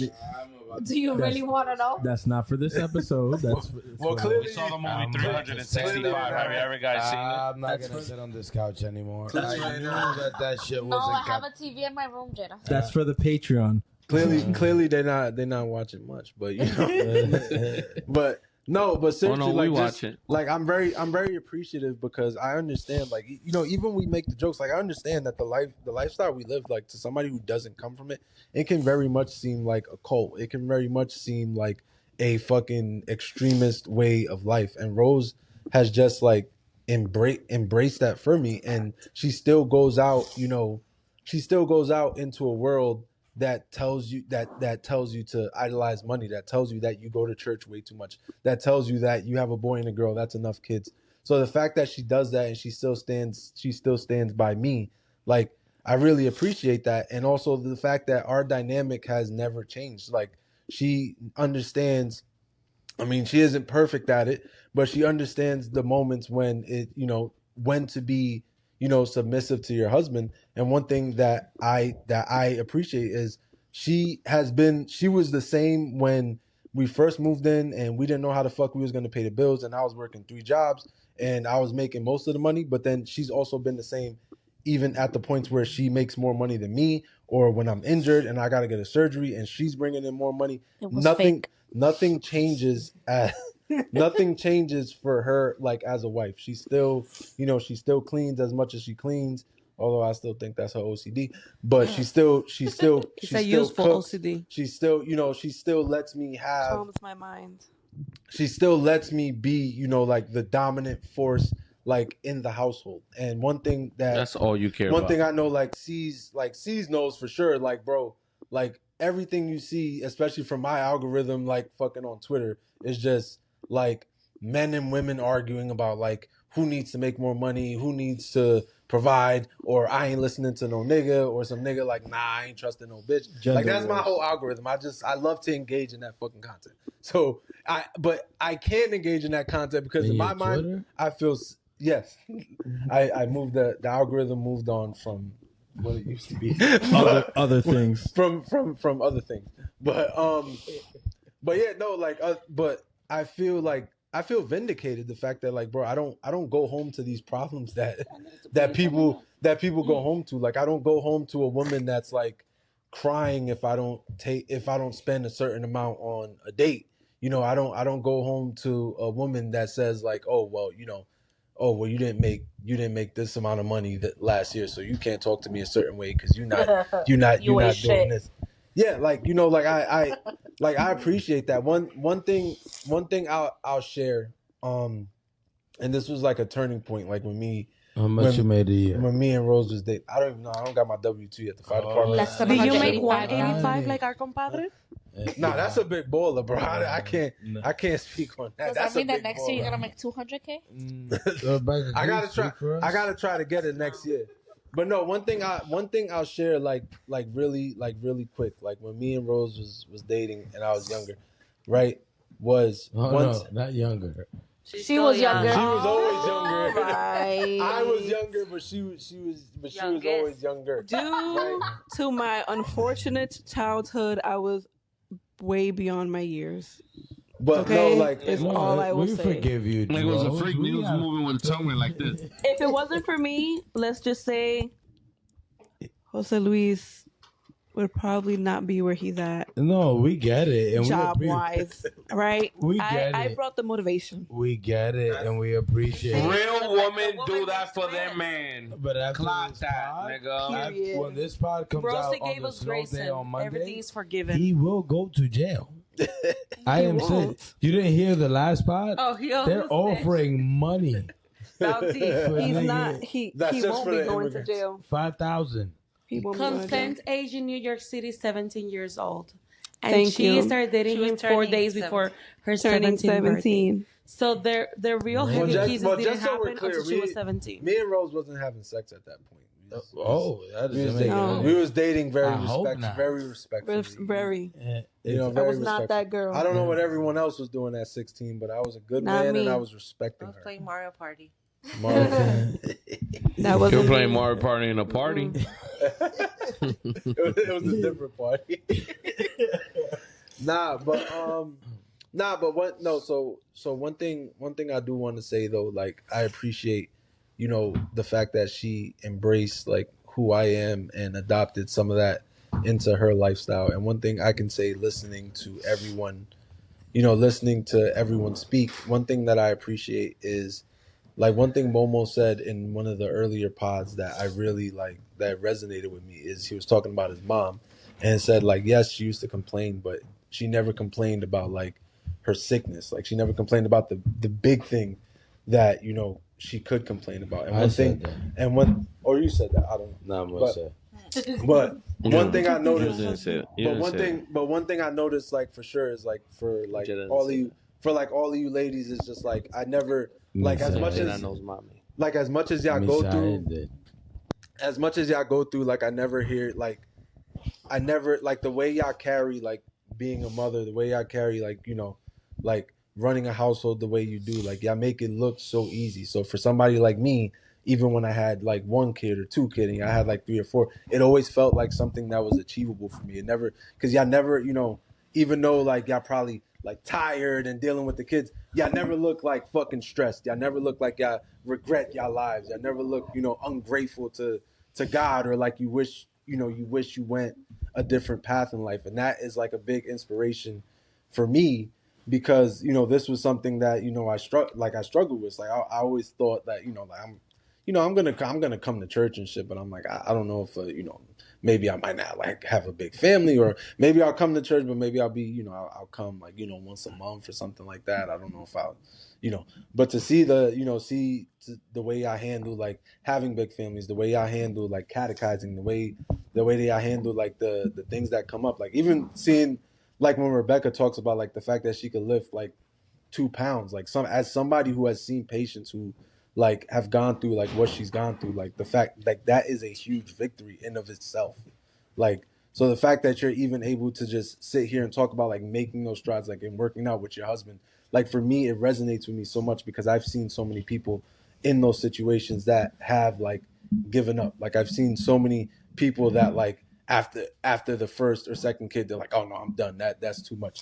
So it's a big inspiration to me to see you guys who I would say are a little bit like, further than me and Rose, like in the faith, the way you guys carry it, like the way you guys set that example for me. Because as difficult as, as hard as shit may be, you guys never make it seem like, like you lose the faith or like it's unobtainable. Even Momo, like when he talks about like, what he was going through or how he was behind in rent, like he never sounded like a man that lost faith. He never said like, fuck it, I'm not going to these Eucharists, like they're not doing that. You know what I'm saying? Because this is the mentality that I would have like years ago. So I would say like I appreciate you guys so much, because it inspires me and it keeps like it's a sign for me. And I know that like me and Rose having peers that have been through like what y'all been through, like we can literally look at it like it's not an unobtainable life. Like we can literally look at people our age who have been through worse, like, you know what I'm saying, like people our age who have gone through things that we haven't gone through, or have dealt with suffering. Like my brother literally lost a child, he never, and he's talked about it, right?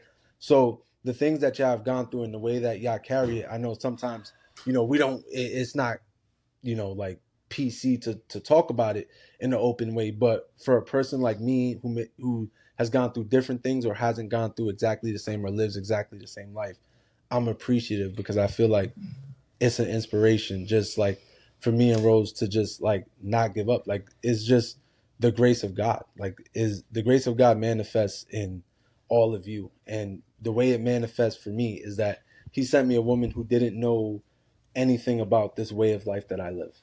And she has like transformed my life. Trying to get some ass.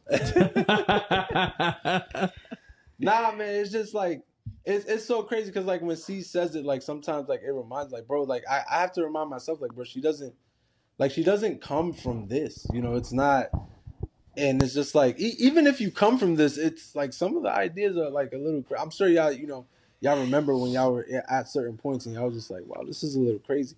So it's just like the fact that she was willing to even do that, like the fact that she was willing to even follow a catechesis, like other than going to school, I don't remember a time where Rose has committed so much of her time to one thing, like, you know what I'm saying? So yeah, and I feel like a lot of people in that moment they would just be like, oh, I'm good with going to church once a week, but that's enough.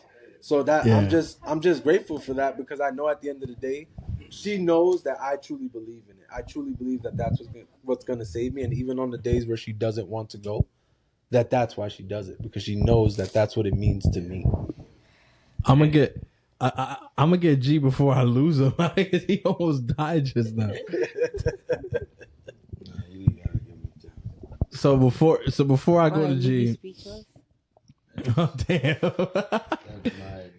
Before I go to G, I will say, piggybacking off of what Zay said, I think as a collective, you know, it's important that we all give you guys collectively your flowers. That's why I wanted to end the episode that way, because what you guys do is not common in today's world. And I spoke about it. I don't remember how many episodes ago, but I was just like, dude, we talk about our shit and our strife and our struggle and whatever. But like every time I try to like think about like what it is on the other side of it, I'm just like, like I just like cringe, because I'm just like, it's got to be like 100,000 times worse. You know what I mean? Like just putting up whatever, and then like at the end of the day, like I feel like for us, no matter what the struggle, no matter what the hurdle, we're driving the ship. You know what I mean? As scary as the road looks, as big as the obstacles are, we're the one behind the wheel. But I can't imagine being the one standing next to the person driving the boat and not having, you know, like, yes, having a say, yes, being able to talk to him, yes, but having to trust someone else's hands to steer the ship, because you can't put your hand on that wheel. Because you know at the moment you do, you break something that's sacred. And so you trust in him. And it's like, nigga, you know how many times I don't trust me? you know what I'm saying? Like, all honesty, like, you know how many times like I look in the mirror and I'll be like, nigga, you gonna fuck this shit up. Like, you know what I'm saying? So it's like, to go through that and to think is like, damn, like, she be trusting you. You know what I'm saying? And then to look around the room, like Zay said, look at my brothers and see that all my brothers, they married to people who also trust them and let them steer the ship. I wanna say that, right? Like, to piggyback what you were saying, we went to Aruba, and in the time of us, you know, owing 5 months rent, all that shit, right? Like, we were in Aruba, and I will never forget it. I was having a little breakdown because I'm like, fuck, bro, like, how the fuck am I gonna do this shit? Like, how the fuck am I gonna pull out? And that was only 2 months rent. You said pull out? Well, this is serious, Moise. No, I mean, she's pregnant right now, so clearly you didn't. But you were pregnant already in Aruba. Yeah. Okay, so I did do it right. But we were in Aruba, and I remember we had a dinner, and the dinner that last night, I remember her saying, I don't know anyone else. I'm pretty sure you guys all will. But to me, right, who was doubting himself in that moment, like, I'm like, yo, how the fuck am I gonna do it? Like, got a $55,000 clawback. Like, how the fuck am I gonna get out of it? And she was just like, babe, like, I don't know anybody else that's gonna take us out of this situation, like, but you. I trust you. Calm down. Like, why are you stressing? 5 months later, 5 months behind, we paid off the rent. And I remember that shit. Like, it was like, you believed in me. Why the fuck did you believe in that I can get us out of it? When Obviously, like, God provides. Yourself. Yeah. Like, God provides and all that other stuff. But it's like, you believed in me. Mm-hmm. Like, it's like, fuck. Like, I didn't even believe in myself, bro. So it's like, to kind of piggyback off that, it's like the only person that's why it's like, to give the flowers to the woman is very important. And You know, the reason why we're all happy is because we have amazing wives, bro. Facts. The reason why y'all not happy is because you don't have an amazing wife that's willing to submit themselves for you. Okay.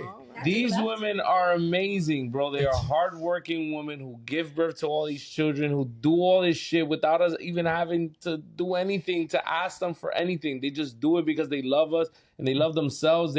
And that's why it's like, that's why we're fucking happy. That's why we live so free. That's why we have conversation freely. That's why we fight freely. That's why we reconcile freely. That's why everything is freely. So sorry. That's important. Fight freely, reconcile freely. That's profound. And that's why we're so happy. That's profound. And that's the way the yo G. So you've heard Rebecca's strife. You've heard Rebecca's struggles as a woman, as a mother, as a wife. What makes it worth it?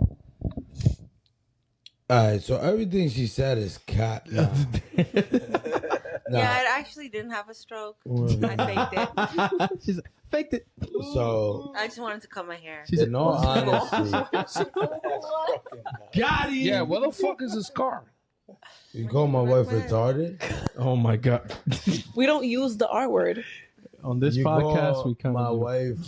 It's hard. What water? With water? Retarded is crazy.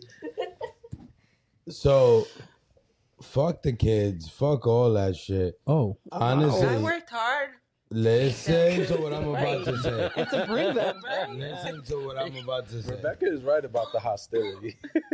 Fuck all that shit. The reason why I give the flowers to my wife is because, and all these women here, because to deal with just our personalities and who the fuck we are, that's a whole full-time job. You know what? I think I like. It's what like you're saying. I do appreciate this train of thought. it's like Should start charging. speaking for myself. It's like I know how I am. I know I'm impossible. My wife has said it. It's like, oh, like you think like what was it? She said that, oh, my love language is not physical touch and all this. But it's like I know that my wife, she wants to freaking like for me to like hug her and for me to like look for her from time. And it's like for me that shit gives me the heebie-jeebies.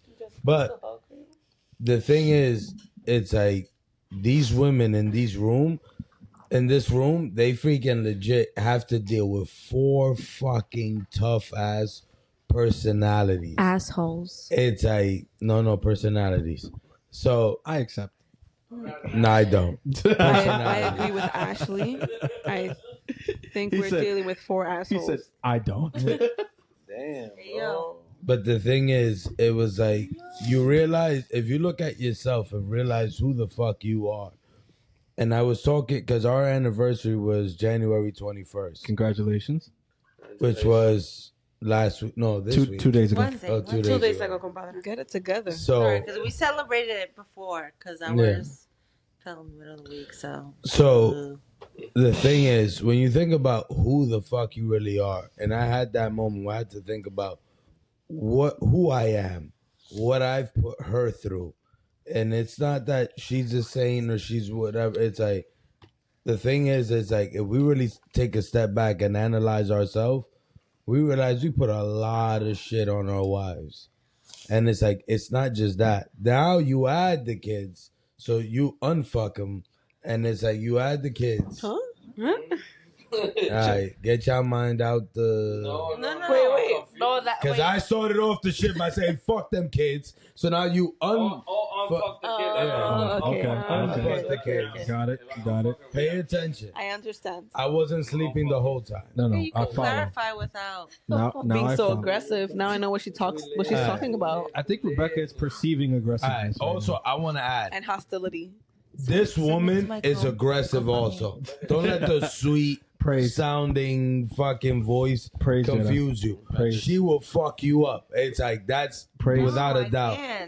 No, 2 pounds fuck is that. too heavy. She threw 7 plates at me the other day. Jedi praise. It's like, What happened? Nobody ever said she lost Can you the art of reiterate? aim. Can we? there are holes in my walls in the house. Okay. Post surgery. Is that because of the bullet holes? Your anger, when you get angry, you shoot at the Oh my god. Allegedly. You killed I people. cannot believe anything you say. You said literally killed kicked your people. children out. It was him that Oh said my that he God. killed people. No, my Ray-Bans got Zay admitting The to only killing- person Jedi hugged was All that right, body all right, bag Rebecca when he had wants to her put flowers. it into the grave. Let's hear. Sorry. Let's hear the flowers. I let your wife get her flowers. So why don't you let me give my wife her flowers Before I go. before she dies? Oh my god. Before he puts All it on right, your that's not funny. gravestone. So no, Killing you. You never know. Oh my god. You say you're gonna kill my wife? What? What? You're gonna give her the flowers at the gravestone. when you How did kill we her. get here? Oh my Let's God. not have this Let's topic. Do you realize that a brain AVM could come back at any moment? Moving on. Yeah. Let's not. Positivity, Optimism, people. love and light. Sending shine. He said 2027. Everybody sends shine. But to the Rebecca. point is just that I've learned, especially even though Moise jokes about my wife's situation, after my wife went through everything she went through, and I feel like I've expressed this in the pod, it was like I've realized that I am the man, I am everything that I am, because in the end, she's empowered me to be that. And it's like without her, I'm not anything. It's like I've already expressed it. It's like I'm at my weakest. I don't know who I am. It's like without her, I am nothing. It's like, not to say that at the end of the day, it's like everything I've learned from the church or whatever is not important or it hasn't helped me. But it's like being married, being a father, like when she went through everything, realizing, like I always was the one of the thought that it's like, hey, I work, I'm bringing the bread. It's like, hey, when I get home, there should be at least something. Like, oh, you need to cater to me. It's but when everything happened, it was almost like, fuck, this woman cleans. This woman does laundry. This woman takes care of these annoying ass kids. This woman fucking does all of this shit. And here I am only doing one fucking thing. It's like, that to me was like very fucking eye-opening. It was like, for me, it was like, fuck. And it's like, all of that shit. And I was talking about it today with my parents, where I was like, it's crazy how you freaking go into marriage thinking it's always 50-50. And that's the mentality in the world. It's always 50-50. But the thing is, it was like, after everything I've put her through, it's like I've realized that's like, hey, no, it's 100 on my part. I need to give 100% all the fucking time, whether or not she gives 100%. That's the only way this shit works. It's like I go and I do what I need to do as a husband, freaking to help her out when she asks, whatever. And it's like at the end of the day, a few of you had said it's like reconciling and helping out and doing all, but it's like, but not expecting anything from her back. It's like, and all of it at the end of the day would just work itself out. And it's like, I feel like that's the only way all of this shit works. And I'm honestly like, I talk a lot of shit, but my wife is honestly the best thing to ever happen to me. My wife is the GOAT. My wife is the one that The greatest. shut the fuck up. Damn. It's like, my wife is just that. She, without her, it's like I don't know where the hell I would be today.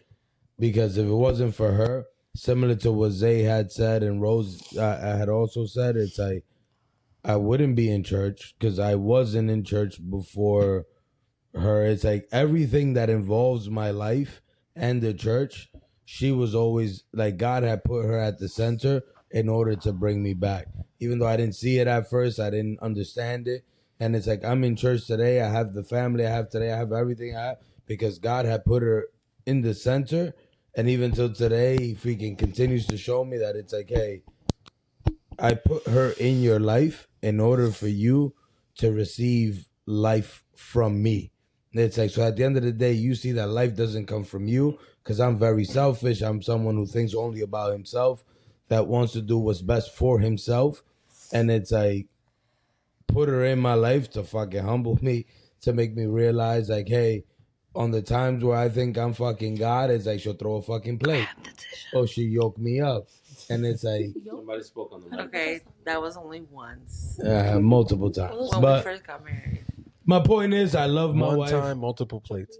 Rebecca Agnes. Rebecca Agnes, love you. That could be your next time. This was amazing.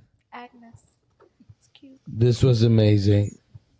I'm glad that you were here to participate a part of this pod wife shit. But you will not come back. Why not? Yo, Podwife shit is crazy. This must be the best episode y'all ever had. So I think it will be. I think It was a good episode. And listen, before we go, I just feel like to give one more flower to my wife before we go. I just would like to say,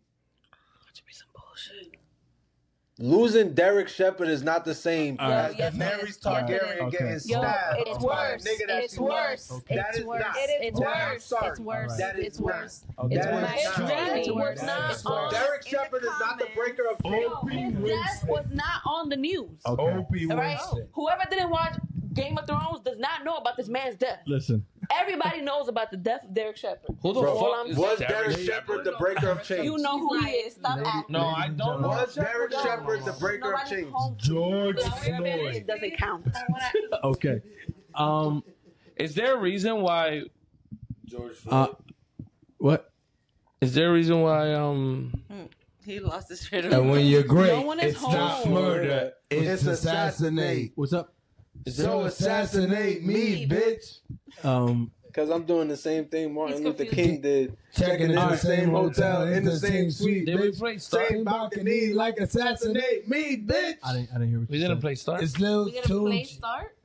Play start? Did you press record? Yeah, no, we pressed We've been record recording? a very long time ago. All right. I think God will press record in this. Real quick. If we're being honest. What's it called? Real quick. I'll give flowers to the. Oh shit! You didn't even do it yet. Nope. Oh shit! You didn't even do it. You're interrupting it. It's Sorry. okay. Sorry, It's all right. Give her a flower. No. It's for me. Look, for me, it's real simple. I think.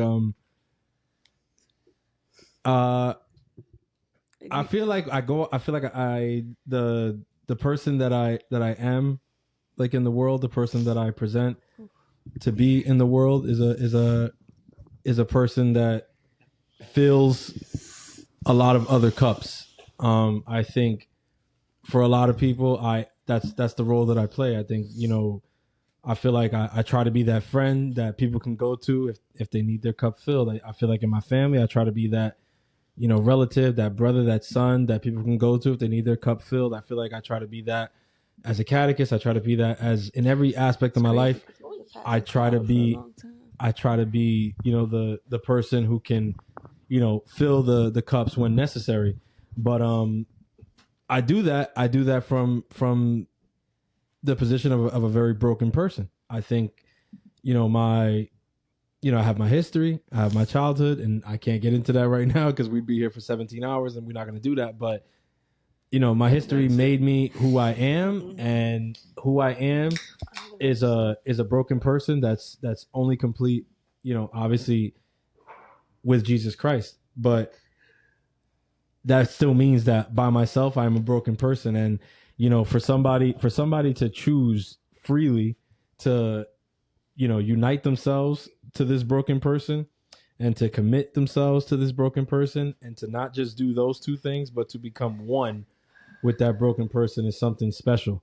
And it's something that honestly, we joke all the time. I had my phase, my whole phase, my Rolling Stone phase and all of that. But at the end of the day, I'll tell you right now, I don't think there was any woman that I ever dealt with in my life that would have been up for the challenge that truly is being married to me. And that's why, as much as I was out there doing my thing and being me, I never really was like, oh, I'm gonna, this is gonna work, like for life. And I had plans. Trust me, I was like, I'll get married, I'll do this or whatever. But in the back of my mind, I was like, I know how it'll end. I know how it's gonna break. I know how it's not gonna work because I'm fucked up. At the end of the day, like there's things that are wrong with me that, people are eventually going to get tired of. And I know that the jury's not out. We make 9 years in April, God willing. So she could still tap out. But what I will say is she hasn't tapped out yet. And to me, that is that's an effort similar to Goliath, making it this far with somebody like me. I nitpick, I complain, I devalue, I do not share words of affirmation. There's a lot wrong with me. There really is. And I think at the end of the day, the best parts of me and the things that make me, whether people realize it or not, is the person sitting to my right. Or when you guys look at it, my left. I don't know how it's going to look on your screen. But I honestly can truly say that I'm telling you the best thing about me is the person that I'm married to. That's literally my best quality. And it's something that I have very little to do with. I say it because at the end of the day, I feel like the world that I live in, the world that I grew up in, I always looked for authenticity. I always looked for truth. And I feel like I constantly was disappointed because I had my ideas of what it should be and what it should look like. And the one thing I can say about Caro is that, nigga, Caro's going to be her. You know what I'm saying? She's going to be Caro. That's the one thing I could tell you. She ain't never going to be anything other than who the fuck she is. And at the end of the day, when I go out there, Momo said it, Zay said it, Jenna said, we all go out there, we live our lives, we work, we do everything. What I look for when I come home is real. I need authenticity. And sometimes that's, somebody putting butter only on the corner of my bread. And sometimes that's somebody telling me, I don't know what the fuck you're going to do tonight, but I'm tired and fuck you. I've had a long day. Sometimes that's fixing me an entire meal when she asks me if I'm hungry and I say I'm not. And her just knowing that, don't listen to this dumbass nigga, he needs to eat something. You know what I mean? Or sometimes that's calling an ambulance when you think that you're having gas and you're actually having a fucking pulmonary embolism. Like, I could truly say, like, I literally wouldn't be here right now if it wasn't for my wife. Like, I would be dead because that's just how I do things. You know what I'm saying? I wouldn't be here because I would have made a stupid decision that would have cost me my life. So yes, I give you your flowers today and every day. And I hope that I'm able to do it, for the long run, because you deserve it. You really do. I know I'm not easy. They joke about it all the time on the podcast. I know sometimes you don't listen, so you miss it. But I promise you, they joke about it a lot on the podcast. No, she doesn't miss it. Your family says the same thing. Well, no, they do say those things too. Yo, who showed up in that ambulance when you called it, by the way? Well, she called you first. That's what it was. And then you called the ambulance. YBS, you heard? She called you, and then you called Are